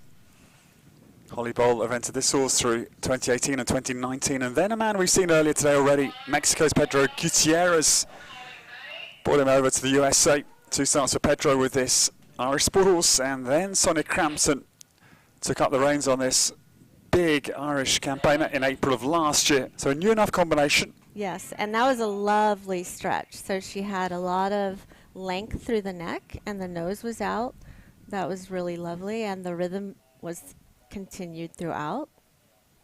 He's a lovely, relaxed horse through his back. He just needs a little bit more connection. Yeah, I'm thinking consistency and connection, the two C's are my sort of main headlines here. This horse was bred by Francis Fitzgerald in Ireland. Bon Machon Master Blue, the father, out of Bon Machon Ashley. So, Sonic Crampton through the first phase. She's done it. And it's always a thing with eventing, Erin. You never quite know where they're at as a combination. I mean, they could have had some dressage disasters recently, and this could be a very good test. We don't know, but I'm just giving the overall picture. You have to see things. You don't know the background often unless you're the trainer or the mum and dad or the partner. It's a very different world than the dressage world in that these horses are going to go and jump cross country tomorrow, and they know it. And some of them, you see their keenness to just get through this and get to the next phase, because some of them seem to love that even more than this phase. And safety, of course, paramounts, and they're competitive. They want to make the time across country and have a fit horse at the end, and that is the priority as an eventer, isn't it? Absolutely. And if the dressage gets rather ignited because of your fitness of your horse, then that is just a loss you must take in the interest of getting around the cross country course. That's always the juggle. Absolutely. But this was a nice, really lovely walk out. He was so relaxed, and he has such a nice long stride. There's so much potential in that horse.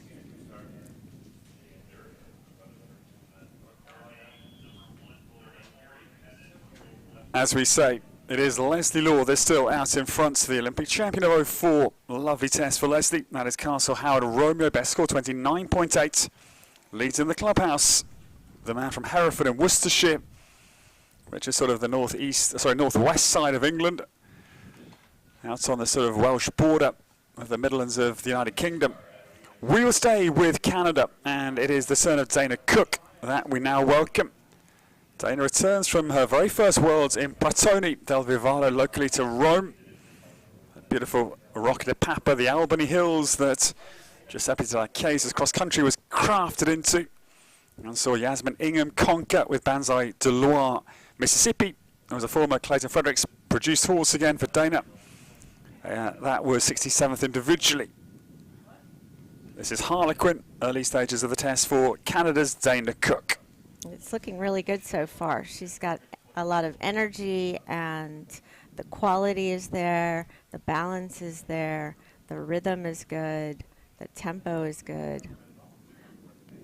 So the two aspects we're looking for are good rhythm, which is based on the gait. So the rhythm is in the trot, a 2-beat rhythm, and then when you go to the canter, you have a 3-beat rhythm. But the tempo is the speed, so the speed with which the feet hit the ground. And this horse has both, and he has a really nice uphill frame. She's a nice quiet rider. She looks light. Dana Cook started in Pony Club 5 or 6 years of age. Was actually a rodeo rider at the same time, impressively. Competed in rodeo until 10, and then decided that that was enough of the bumps and the jumps, and she went to eventing purely at 10 years of age. Did her A-level test, which is a very, very high blue ribbon standard Pony Club. I did the B test. Erin wasn't quite up to A grade at Pony Club, but had other interests, of course. And has been a pretty avid runner for most of her life. She's a water baby. A lot of skiing and snowboarding as well in Canada during the winter months, and there's a lot of them up in Canada. And Clayton Fredericks has been a real mainstay to Dana's training. Unfortunately, the walk became quite lateral, which, again, we were just talking about rhythm, and that means instead of having a nice, clear 4-beat rhythm in the walk, he got a little closer to a 2-beat rhythm, and unfortunately, that will bring his scores down a bit. But this Harlequin's a real eye catch, and his bloodlines are also fascinating because he's part bred Dutch out of the KWPN stud book, crossed a New Forest pony. New Forest down the south of England, beautiful region in Hampshire where there are the wild ponies. So this is a real mix, both in terms of his colour and his bloodlines. It's a fascinating horse for the first time I've seen Harlequin. And he's a very good cross-country horse as well. with that pony breeding, he'll have a 5th foot or a 6th foot even to help out Dana. Yeah, ponies know where their feet are, don't they? Yes, and he's only had 1 cross-country round since his start in 2019. In fact, a couple. I've slightly bluffed. That's 3 cross-country rounds that have been sullied, but otherwise it's a very good record with 9 or so clear rounds cross-country, and just those 3 that have had a blip.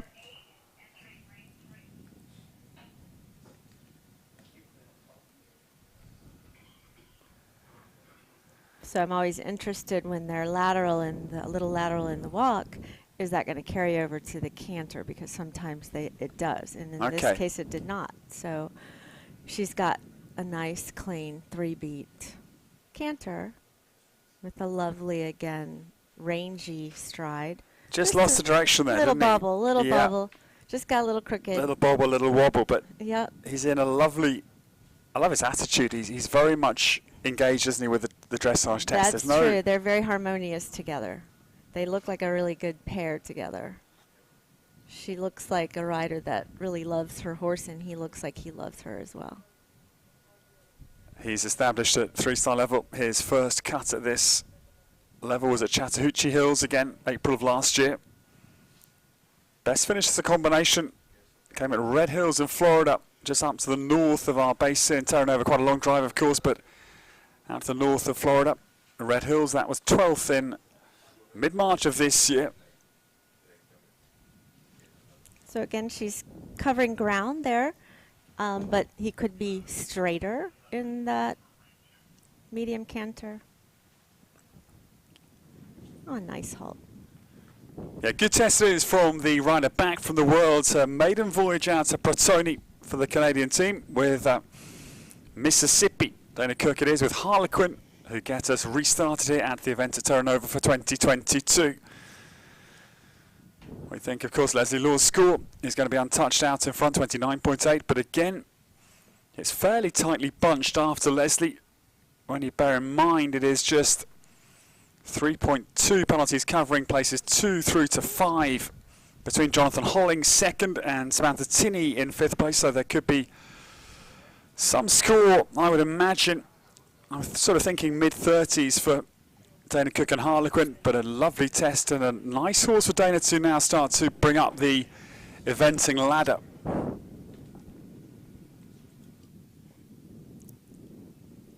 Have we gotten Bethany Hutchins' score yet? No? We've got a little bit of a log jam in the system, but we're updating as they come through. Erin, I've got my eye on that now, so I will keep us up to date as new scores come through the great scoring teams here.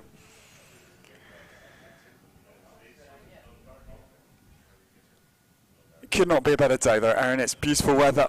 The cross-country course is in great shape. We're sat in a beautiful pavilion, and it's a great pleasure to be here. That's simple. It's amazing that they could come back from Ian and put this together. That was a huge team effort. Driving in here, did you notice all of the trees down on the side of the road? Yes, yes. I mean, I drive in, of course, at a rate because I'm normally late, but well, not late to start, but I don't build in a lot of time. I've got to do my preparation and my sports in the morning, so I had a lot of time taking too much surroundings, Aaron, to be quite honest, but I believe, yes. So we're back underway, everybody, and Travis Atkinson, it is the new starter. Now this man, if Dana Cook was a former rodeo rider, this man has got another exciting pedigree. He's 37 years of age, Travis. He started riding at 13 thoroughbreds. He started racing at 14. He continued until he was 21, so he raced for 7 years. And alongside his need for speed, he's a bull rider, formerly 10 years bull riding. He won US-wide and up in Canada, so quite a pedigree to come to eventing. He must find the dressage positively boring.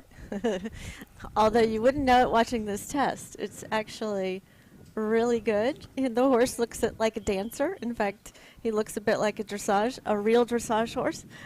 High praise, high praise. Uh-oh, except for maybe we have a little course error. I told you he was bored. I'm only joking, of course, but it's just a comparative analysis to racing and bull riding dressage. His brain's already on the cross. It's from planet Earth to Uranus. was 2018, Erin, that Travis made the move to dedicate to eventing. He'd started eventing in 2013 nationally, and then internationally in 2019. That was just before that international start. He decided, right, eventing is my game, which is high praise, as we say, given his background, that he decided to lay his laurels into eventing. Wow, 2019? Well, 2018 was his decision time, and then, yeah, internationally he started the year after. Wow, he's impressive. Yes, he is. And he's trained under James Atkinson. Very good rider, I know, from the West Coast up in California. I love his light hands. He's got a nice light connection to the mouth. I really love the forward in the event horses too. Like, that was really nicely ridden forward, and there was really no change in the balance throughout that. I was thinking about the bulls again when he said about the light hands. I thought, well, it's because he hasn't got a steaming raging bull underneath it. I wouldn't have light hands. Although you're right, I'll be holding on for dear life is very different than sitting in a dressage ring. This is like a piece of cake for him after that. And this is Don Darko, away from his bull riding background. They were third at Twin Rivers. That was 2019. Best international result for this pair so far. Double clear that was. And just a couple of outings this year. They were retired at Stable View, first outing of the year. That was only a month ago. Don Darko then had a good remedial run at Leesburg in Virginia. That was 15th position. Last outing, that was just a couple of weekends ago on the 7th of October.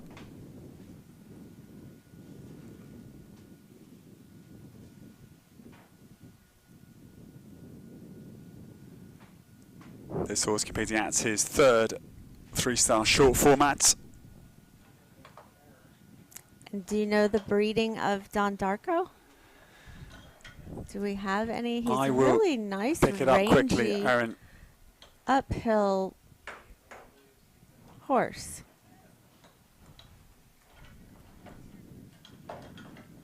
I'm going for a warm blood of some type, and I will just Absolutely. colour the picture for us. Yep, just a little break into the canter there. Unfortunate. The aids can be very similar for the half pass to the right as the canter, and a lot of horses will misinterpret the aids because the outside leg goes back, the inside leg goes forward. And to your question, Aaron, he is a Rhineland-Pfalz Saar bloodline, so he's I think it's Zweibrücker, the breed. I'm not totally familiar with the bloodlines, but he's a DeMarco son who's bred by Walter Müller, yeah, a Zweibrücker horse, and Gong Li was his mother, and Garant is the dam sire.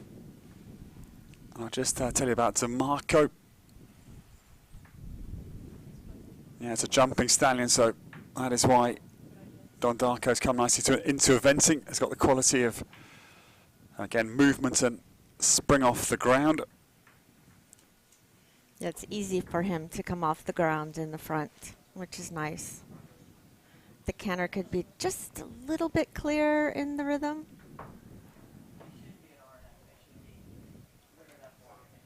I'd like to see him just a little bit more compacted, like together, so that the hind leg doesn't have a little bit of a slow look and the front end a little bit quick, but it's such a lovely horse. And he can compress. So we're seeing now across the diagonal. The start was very much in a more collective frame. I'd rather see him a little bit more forward, actually, in the canter. That was lovely. So Don Darko comes breathing down the centre line for Travis Atkinson, and he'll halt up between V and P, a little bit off centre, but first phase is completed for Travis. And great to have him here. Brings a lot of colour in terms of his history to eventing, and always that is fascinating. The origin of riders into whichever equestrian discipline it is. How they get there. Yes. How they get there. He's that's quite a transition from rodeo. Well, rodeo was with Dana Cook. He was bull riding and racing, but still, yeah, a rodeo on a bull. So, yeah, I totally concede the point. The one story that, I mean, we've got Johann Sebastian Gullikson, top show jumper, Geir Gulliksen's son. He was a really top-class Norwegian downhill skier. Okay. And he decided show jumping instead of the downhill on the mountains, which is interesting. And there's a mountain theme linked to Max Kuhne, the Austrian, who won the Rolex Grand Prix last year, the Dutch Masters, the Austrian.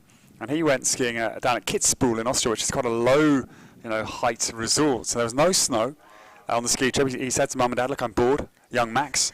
And they found a stable. And but for the fact they'd chosen Kitzbühel, not a high resort, he probably could be again a downhill skier rather than a top-class show jumper, just because of no snow. So they all require a little adrenaline and some courage, don't they? Yeah, like most things in life, I think. So, ladies and gentlemen, no updated scores to bring you, but if you are just joining us, it's great to have your company, and it is the former Olympic champion of Athens 04, the Brit, is in charge. Leslie Law leads with Castle Howard Romeo, 29.8. Jonathan Holling was very good for the USA earlier. Jux My Style S is second, 31. Penalties flat. And the defending champion won this section last year with Devon Munchkin. Sarah Kozemplik is in third position. 31.6 is her score. Lisa Wallace is fourth with Sharp Decision. 33.6. And Samantha Toomey and Glenbrook Cooley, they are fifth on 34.2 at the top of our dressage. But now we welcome, it is combination number 16 to get underway. And this is Ava Wade, our new starter. Bonaire is down the centre line. This is number 101 as a bridle number. She'll be based about 2.5 hours up to the north of our base here at Terra Nova in Ocala. And this is, in fact, another Rhineland-Pfalz Saarbrück, this Zweibrücken breed here. Zweibrücken, Erin, yeah, it's Bonaire. So And she's 8 years of age. German breed. German breeding, so again, quality of movement is virtually guaranteed. And show jumping ability, again, will be fairly given. It's another lovely, quiet rider with a really good position. I would like to see the horse a little bit more forward, and yeah, he's a little bit curled up, isn't he, in his neck? Just a little bit. He's a extend little the outline a little behind bit. her. Yeah, he needs to be just a little bit more in front of her. That's better.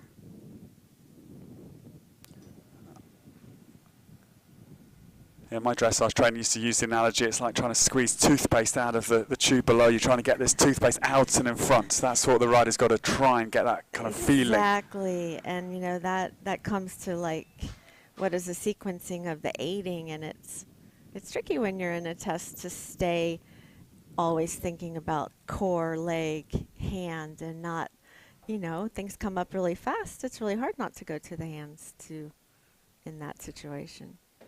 Nice walk, good length.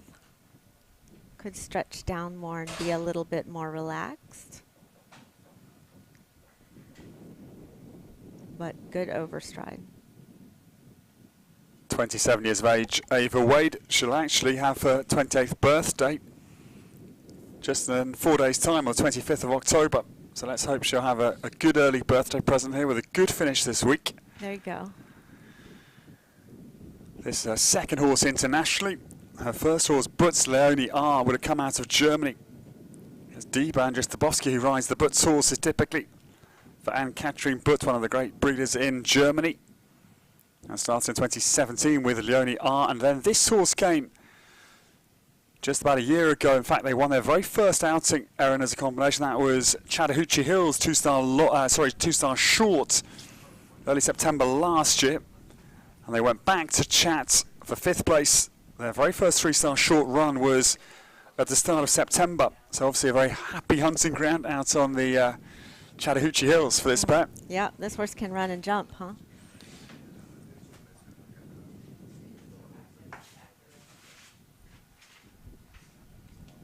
I think the judges will really like the quietness of her aiding. It's been subtle.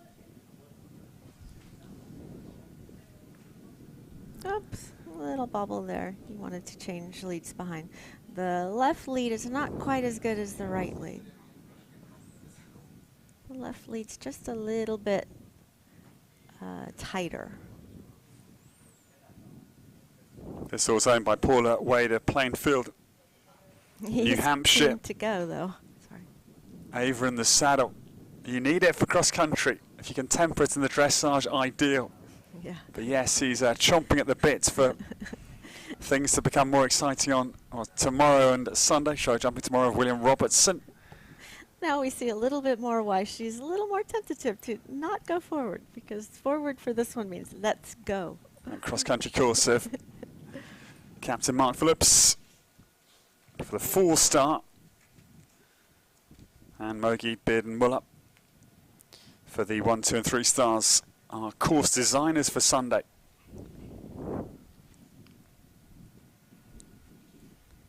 Nice downward transition at the end. Lovely forward thinking horse. Not quite square, but nice and prompt.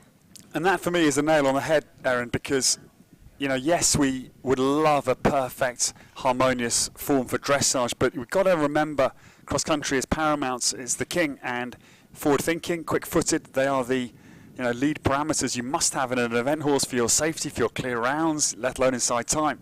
If the dressage is a little bit interesting, should we say, because of forward-thinkingness, better that than a sluggish mind and a sluggish front foot when you come to cross-country on Sunday. Absolutely. And you'll be piecemeal. So that is, of course, the multifactorial nature of life and eventing. death situation. Yes, it certainly can, and that is why, as eventers, that is the brain we need, essentially. Yeah, this I think horse is super keen to go. Prettiness in dressage is ideal, but cross-country safety is essential. That is the message. Absolutely.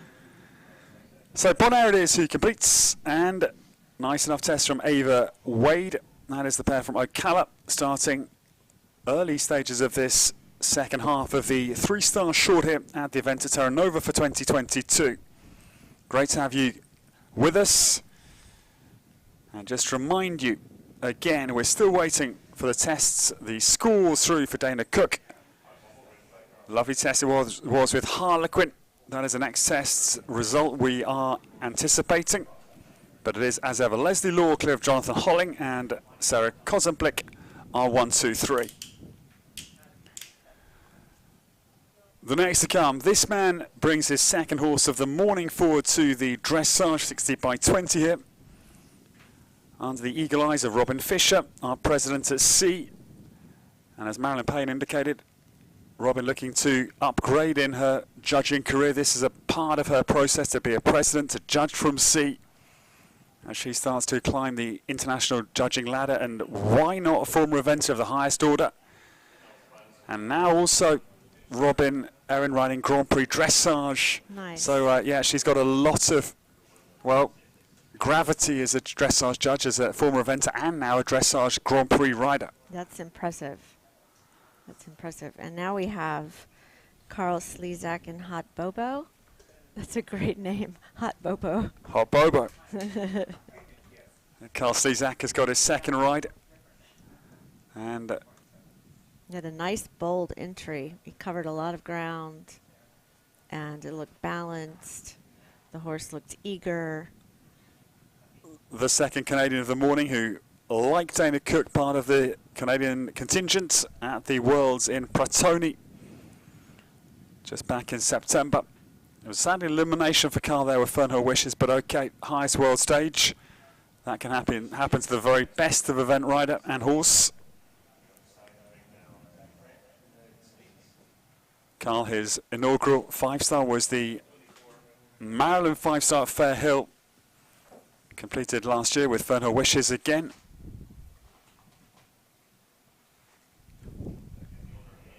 And his first dressage score, Erin, was with Chevalier, a little bit down the order, 39.2, within about 10 penalties of Leslie Law, in 9th place of the 11 scores we have completed. Unfortunately, had an error. Or maybe he just forgot where he was going for a millisecond. Or, you know what, he might have caught the whistle or the bell from the other ring. He stopped and looked around. So this mare, she's 9 years of age. She's had a win already. She won the 2-star long at Kentucky in the horse park in mid-October. 3 years ago, in fact, sorry, 2 years ago in 2020. Good finish this time. Last year coming again at Lexington. That was the 6th position in the 3-star long. Really good walk. She's got the reach through the shoulder and the overstride. It's nice and long. She could have stretched out and down more for more length, but it looked like if he let go, she might have trotted. This mare, she was bred by Emma Phelan in Ireland. Irish sport horse again. It's great to catch up with an old eventer friend of mine last week in France in my show jumping job at Grimaud down near Saint-Tropez. That's Jeff Curran, Commandant Jeff Curran. Rode in Hong Kong, the Olympics were.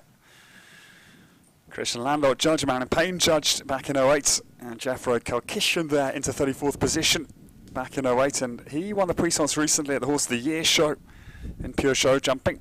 And he was in good form in Grimaud. So again, good to see the old eventers now going well in show jumping as well.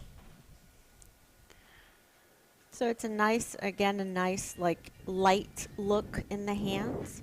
I'd just like to see him connect them a little more to his seat, because I think, again, you would have a little more look of the horse being more in front of his aids. But so far, it's been a really nice ride. Yeah, she's a little mare. She's got a little bit of Fisher O'Connor about her, Mikael Jung, to my eye, that won the silver and behind Zandra Ophart World Games in 2014. Not dissimilar in type to Fisher O'Connor. Kind of adjustable little mare. Yeah, yeah, and just looks so keen. So far, it's a good ride. But I like her demeanour. She's very submissive. Looks to be enjoying her work here. Nice expression. Okay, if that was a 3-loop serpentine, he went a little too deep into that corner after H. 25 movements in this 3-star Dressage Test A, plus the one collective mark in the modern system for harmony of athlete and horse with a double coefficient. So that's a 250 good marks, plus then the 2 times 10 for the collective mark, giving a max good marks of 270 for this test of 3-star level. A lot to like there, and I like the overall picture. Yeah, that looked so simple. There was a simplicity to the aiding, and the harmony between them just looked. This is what I really like to see when you just don't see much happening, and it just kind of flows along like that. A few little blemishes, but again, the overall picture is harmonious, and this mare, I think, she'd be too small for me to ride cross country, but I'd like to ride her. She's got a game brain, hasn't she? Yeah. She's up for the task. Yeah, her expression throughout was just like that, just so happy. She just looked right at the camera, I think. She looks fun. She looks like, yeah. With 4 more tests to come, everybody, and we'll be finished here at about 11:37 local time. Back end of this first of our 2 dressage divisions we bring you today. Opening day of the event at Terra Nova for 2022. We'll have the feature class starting at 1 p.m. 1300 hours local time. That is the 4-star, the feature division, the 4-star short with 12 starters. Do join us please later today. And if you're in Europe, well, if you'd like to stay up overnight, we promise you a very, very good evening's entertainment. And of course, do please stay up on tomorrow night. Maybe go to bed tonight and keep your energy high for show jumping tomorrow night. And certainly set the midnight oil burning for Sunday night. No. Every night. Dressage is tonight. The CCI dressage starts at. But these are eventing aficionados. 5 o'clock tonight. You're going to be exhausting the Europeans. Well, the dressage enthusiasts, they should stay up. How about that?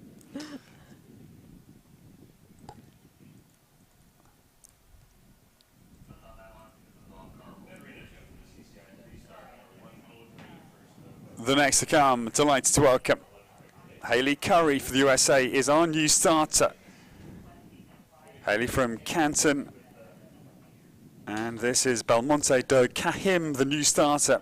He is 16 years of age. He stands 16'2" hands And Haley owns this powerhouse herself as they come down the centre line.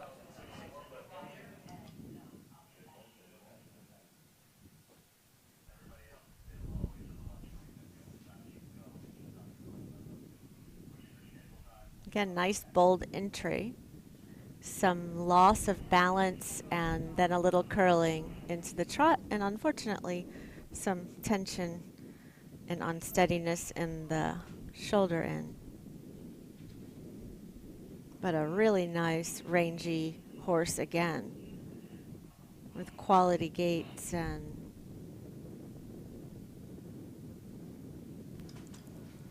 they all chase the Olympic champion. 29.8 is the target, and Belmondo Kahim is going to have to really now just settle down. It's been quite a bright electric start. just a little Haley Curry, but fussy. she's riding forwards, isn't she? She's not kind of going, look, it's a little bit inconsistent and putting the hands to clamp. Right. Instead, she's saying, no, you've got energy, use Yeah. it in a positive direction. So I quite like this almost attacking style of dressage. She's just getting after the test, isn't she? She is, yep. She's riding it forward. She's riding it bold. She's going for it. Just a little fussy in the turns and the shoulder and the straights. He seems to be better. And that's maybe due to his sheer size. He's a tall horse and powerfully built, and it is their first year of competition together, so let's not overlook that important fact in trying to understand why the dressage is a work in progress. Yeah, and he looks like he wants to run and jump. He looks like he'd be really happy running and jumping. Well, I would not be a good horse in the dressage, Aaron, that is for certain. I would be, no doubt, I would be quirky out there. I would not be attentive. Oh, you did a really good walk, though. She had a nice stretch in the walk. Good overstride. Good tempo, good rhythm. And this pair, they're on an upward trajectory. Their first two outings at Virginia and Lexington, and then at Chattahoochee Hills, they both had one refusal cross country, but then the last outing was a clear cross country, a stable view. So that is their improvement, and let's hope it's through all phases, and this is their mode of flight. Right. The right shoulder end's a little better. She had to get that through with a little half halting, but then the frame got steadier. And he has a really nice expression on his face as well.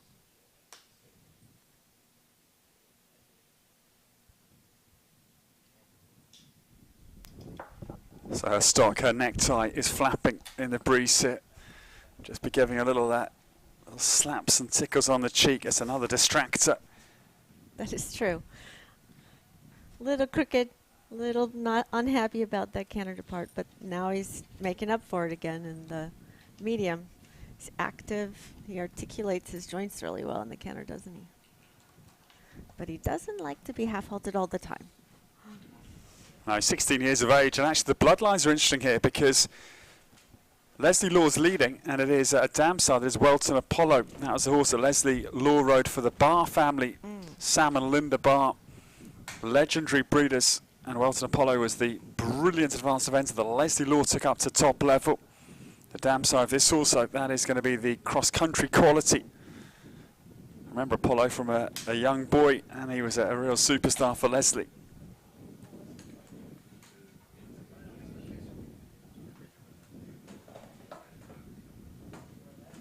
He was actually bred in Portugal. He's a Cruzado Portuguese bred horse by Guilherme Oliveira. And it's Ulan crossed to Welton Fitzlady, or out of Welton Fitzlady, who was the Welton Apollo mare. So interesting. Yeah, and again, really nice medium canter. Unfortunately, she made her 20-meter circle a little too small. The judge at C may not catch it, but the judge over by us definitely will. So 4 from the end of the 3-star short. Dressage, that is a test of Haley Curry competing. The Portuguese 16-year-old, that is Belmondo Kahim competing his test. Again, will be a good horse to watch across country, bearing in mind Welton Apollo in his bloodlines.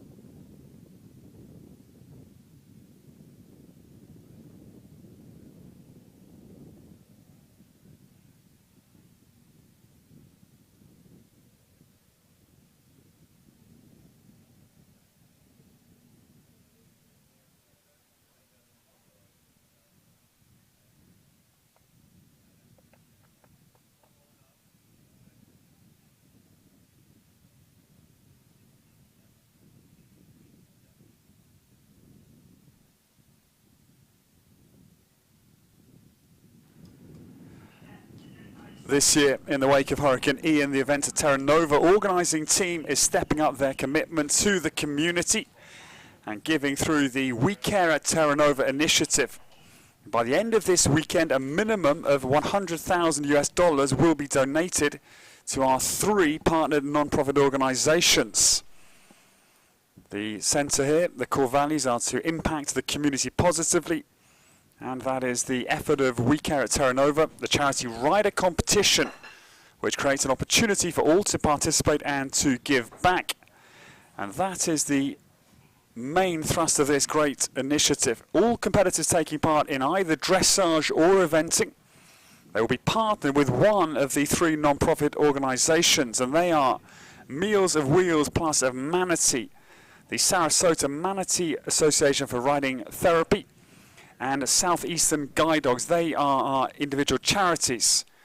And everybody, as I say, in either eventing or dressage will be competing on behalf of either Meals on Wheels Plus of Manatee, of SMART as it's abbreviated to, and that is Sarasota Manatee Association for Riding Therapy, or for Southern Eastern Guide Dogs.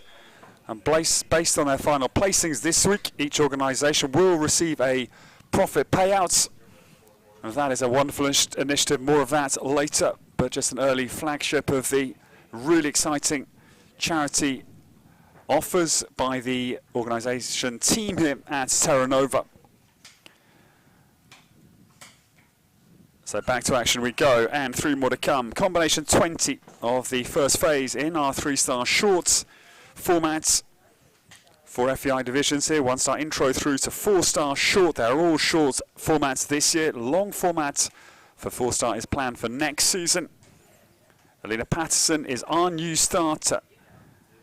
This pair had a very good win. They won Twin Rivers last year, and also just in advance of Twin will be my stop in a couple of weeks. Galway Downs International, that was a win at Robert Kellerhouse's Californian event. Won Galway's 3-star short, indeed, in March of 2021, last spring. Lena Patterson off to a good start. Now this horse can certainly rustle up the leaders here. He has made a powerful starter, Erin.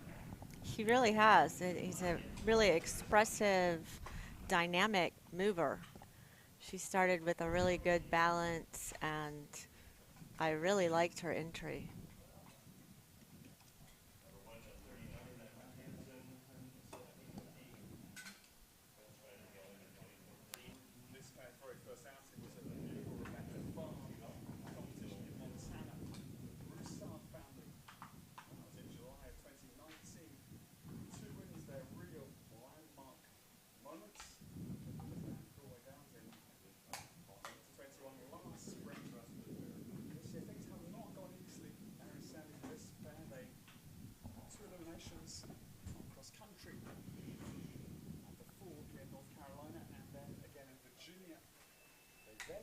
Had a clear cross-country last outing, but let's just hope the confidence is set solid for Sunday.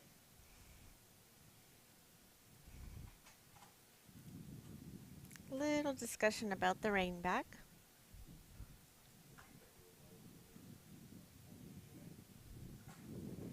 The rainback requires so much submission from the horse, and I imagine these event horses, that might be their least favorite direction.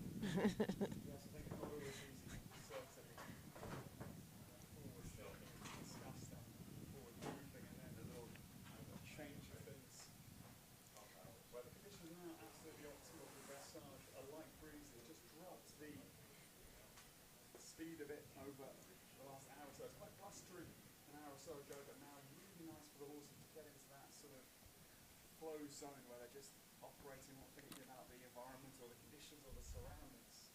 We really couldn't have better weather today, with it starting out in the 50s, and I feel like it's still maybe even in the 60s. But she's really having a lovely test. I really loved his walk. It was rangy and expressive.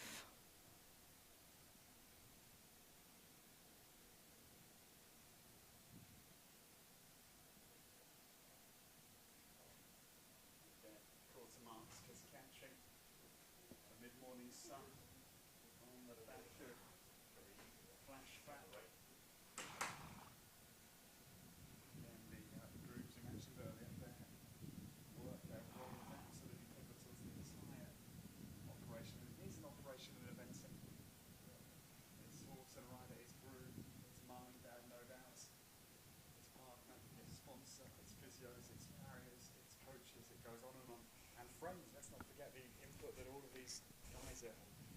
information to and from.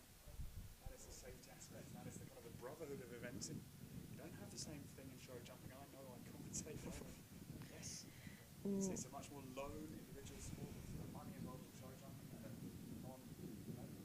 Yeah, I really love the camaraderie in the eventing world. I think that you make a really good point in that it really is a life and death sport. It's intense, and they know it, and they put each other into such a beautiful, friendly space with one another. I really love that camaraderie. yeah, never withhold the information, even if it might lose your competition. Even Yeah, if your friends yeah. out there fighting, and yes, it's a wonderful sport from all these aspects. Now, nice length of framing. Absolutely. And he's so expressive, isn't he? There's something about flashback which he's got a frame which is a bit pure dressage like, isn't it? That's true. He's got a lovely natural roundness in his frame. Yep, yep. Manufactured. She would do all right in a real dressage show, right?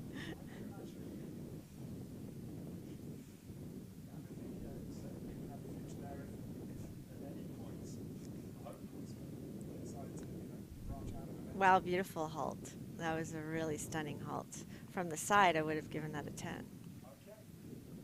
Comparison, flashback, completing. Very eye-catching, tested, event Terra Nova. And his combination number 20, number 4, Robin Fisher, Christian Landolt. Rest in all, we haven't sadly got the recent scores to update the picture for you. Apologies for that. Rest in all, though, to the best of my knowledge, is the best test at 129.8. Still, we have some 5 scores unaccounted for. I don't think any of them are better rival, that's realistically. That is, of course, the commentator, judges' position.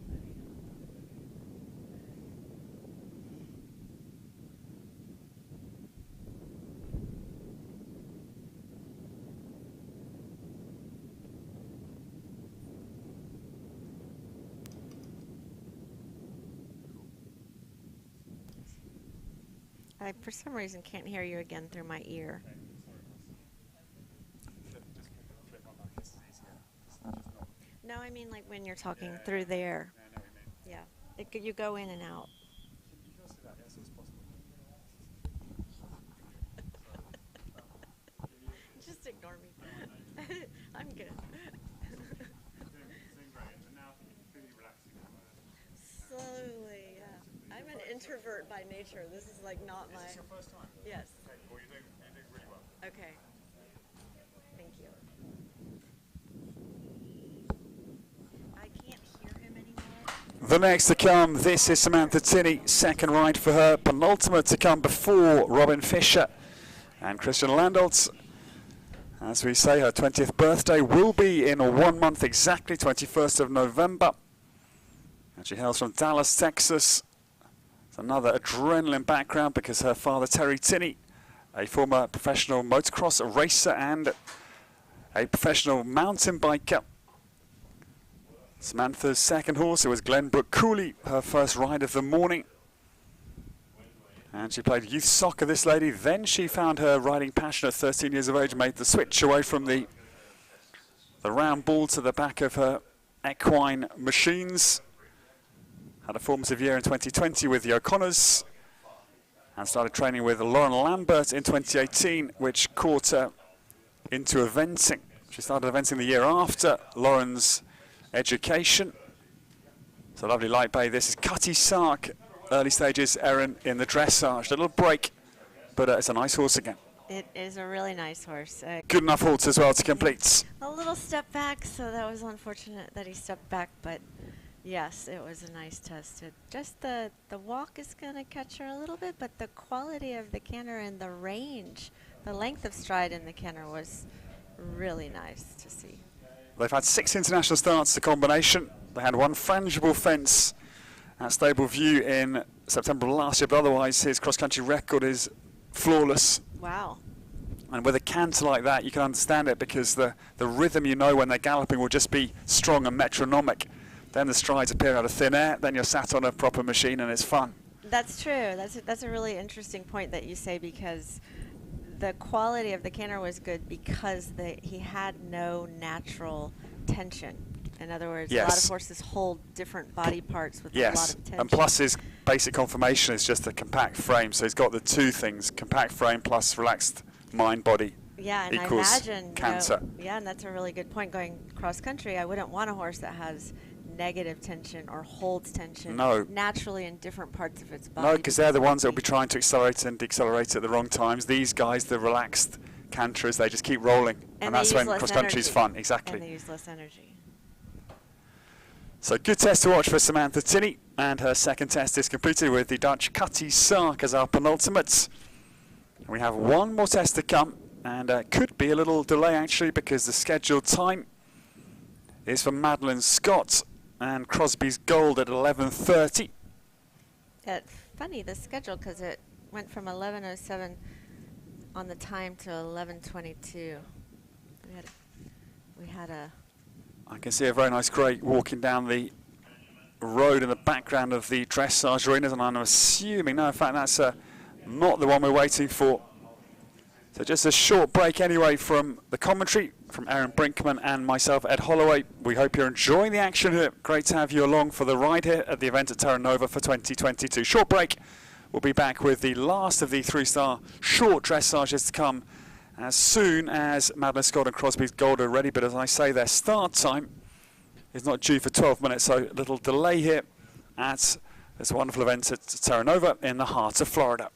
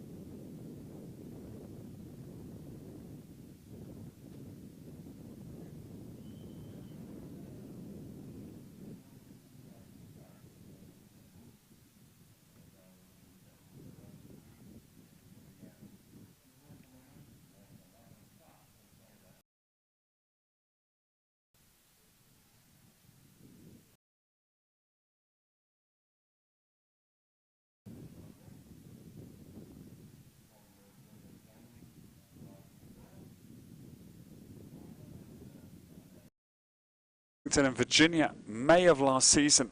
I don't know the story at all, but I very much hope they have done some good groundwork at home to try and get a better cross-country round for Sunday. So, of course, the first phase of them, when you've had those problems on cross-country, it's a little bit academic. They just want to get a good cross-country round under their belts and get confidence restored, Erin. That's their sort of main mojo this week. Yeah, I applaud her for being able to just get back out there and do it again. That's right? gutsy. It's gutsy. Yeah. Hit after hit and still coming back and That would be trying hard. to re-establish something. It will be hard mentally. Well, we're going to definitely be rooting for her. Yes, and not overly aged either, at 26 years of age, so it's gutsy. And Crosby's gold comes down the diagonal. She rode that a little conservative, but that's understandable.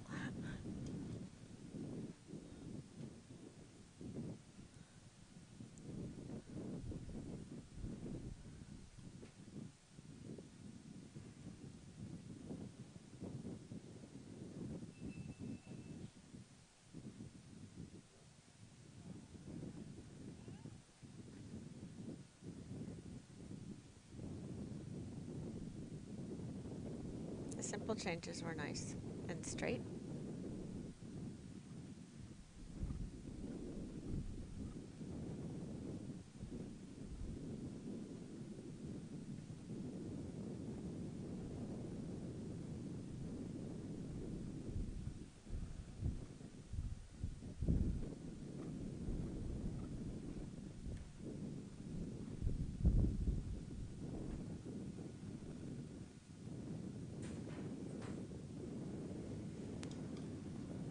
Madeline Scott has got a good canter going.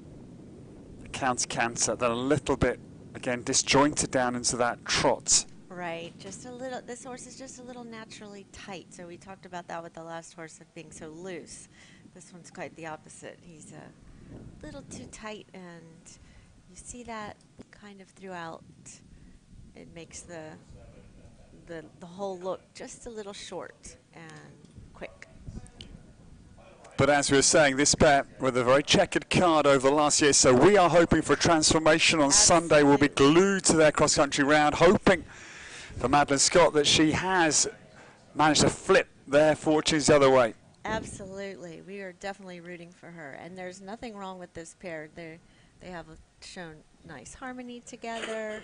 She obviously still loves her horse. She's out here doing it. You have to applaud her. And eventers are survivors. Let's not, beat around the truth. And that is the case. All the eventers, they're very forward-thinking, focused people. And let's hope the same holds true for Madeline Scott. And she'll return for show jumping tomorrow and cross-country out on Sunday. That is the last of this first division. We broadcast here live on our live stream from the event at Terra Nova for 2022. Big thank you to Erin Brinkman alongside Erin, your first time commentating, and well done. It's a baptism of fire, I'm sure, but I hope you enjoyed yourself. I did. It's definitely a little nerve-wracking. It's hard to keep up with you. Well, thank you, but you've done a great job, and I hope you'll be back. Absolutely. We'll be back for the 4-star at 1 p.m. And ladies and gentlemen, of course, it goes without saying that our sponsors are critical to this entire exciting initiative here at Terra Nova, with the big plans afoot. The estates will be lotted off. It is 1,000 acres to be divided, and that is a wonderful initiative which will be taking place over the next few years.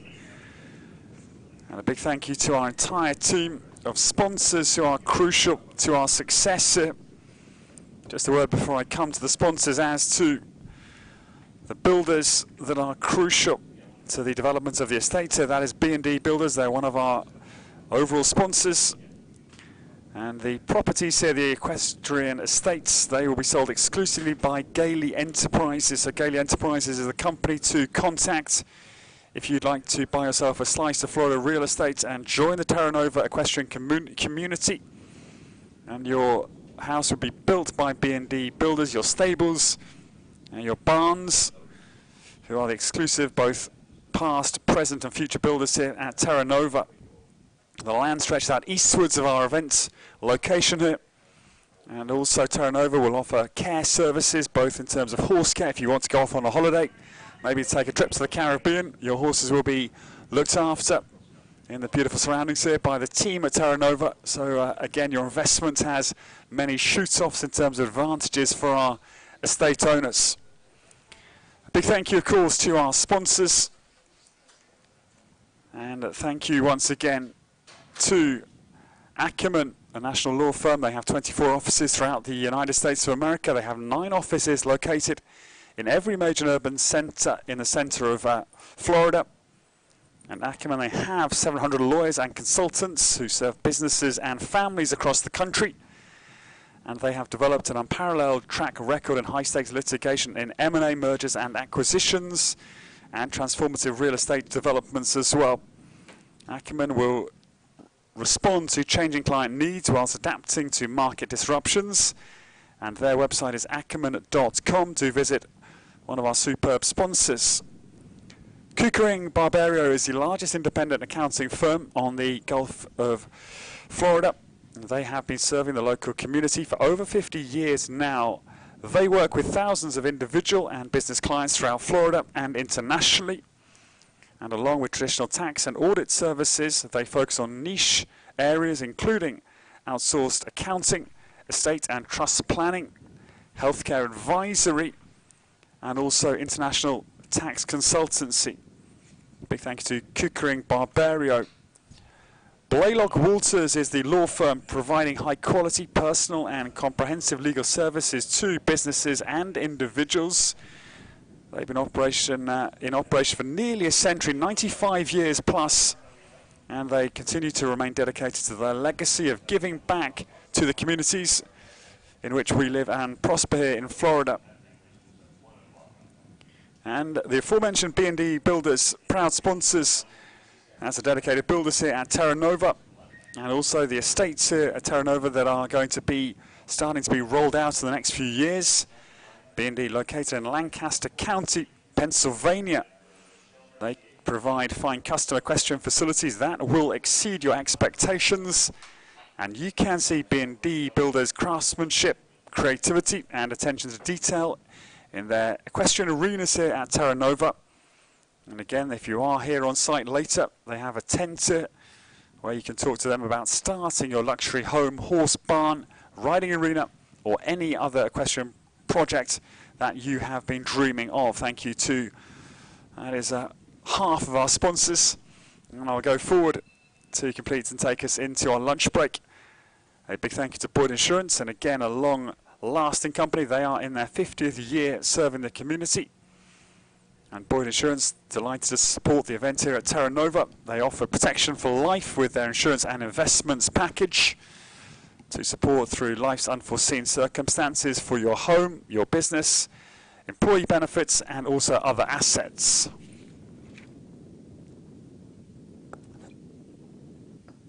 Thank you to Fifth Third Bank as well. They believe in giving back to the community. And once again, Fifth Third Bank, proud to support Terra Nova Equestrian Centre in all of its pursuits and future projects. Leibolds are the irrigation company, and they read like a who's who of golf and country clubs, from Hawaii to Pebble Beach to Kennebunkport and Augusta.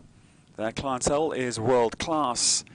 They've worked hand in hand with world-renowned golf course architects, resulting in some of the most awe-inspiring landscapes in the world of golf. And now they are delivering that level of excellence to the equestrian industry. And from Pebble Beach to Terra Nova Equestrian Centre, Leibold Irrigation keeps the course sport ready. And lastly, but by no means least, is Sarasota Ford, proud sponsors of Terra Nova for 2022. Sarasota Ford is a family-owned and operated dealership since 1995. They are the area's largest volume dealership, and they can offer its customers the area's largest inventory to choose from with great prices, with an incredible experience. Sarasota Ford has also won the Sarasota Herald's Reader's Choice Award for 7 straight years as the best place to buy and service your vehicle. For more information, please visit them at sarasotaford.com. Well, we come to the end of the 3-star short, ladies and gentlemen. And the position, we can tell you, we do have scores outstanding for some 7 combinations, but the positioners we stand at the moment. So this is a very much provisional leaderboard, but it is Leslie Law who is out in front. The Olympic champion of 04 leads with Castle Howard Romeo, 29.8, the only score to breach the 30 penalty barrier. In second place, it was Elegant, and rewarded by our judges. Jonathan Holling is second, Juxt My Style S on 31. Then comes the defending champion, Sarah Kosenblick and Devil Munchkin. Great test for Sarah, 31.6, and in third position. Then comes Alina Patterson, has enjoyed 2 international wins with Flashback. He was elegant and classy, and 31.8 as them in fourth position. Then 0.6 for Pedro Gutierrez for Mexico. Then comes Ronald Zabala Gertschel, our trailblazer this morning for Ecuador with Pat Jester. Ronald on 38.7, and at the moment, as we say, scores still outstanding in some number. 10th place is Carl Slezak for Canada and Chevalier. So, ladies and gentlemen, we will take a break from commentary, but do please return to your screens. Just under 1.5 hours is our 1 o'clock start time, 1300 hours here local time in Florida. That is the 12-strong 4-star division, CCI 4-star short format, and that is our feature class of the week here at the event at Terra Nova, starting at 1 p.m. with entries from 4 nations, Sweden, Canada. There are 2 for Great Britain and 8 for the United States of America. From myself, Ed Holloway, it's been a pleasure bringing you this early morning action. We'll take a break and see you all at 1 o'clock.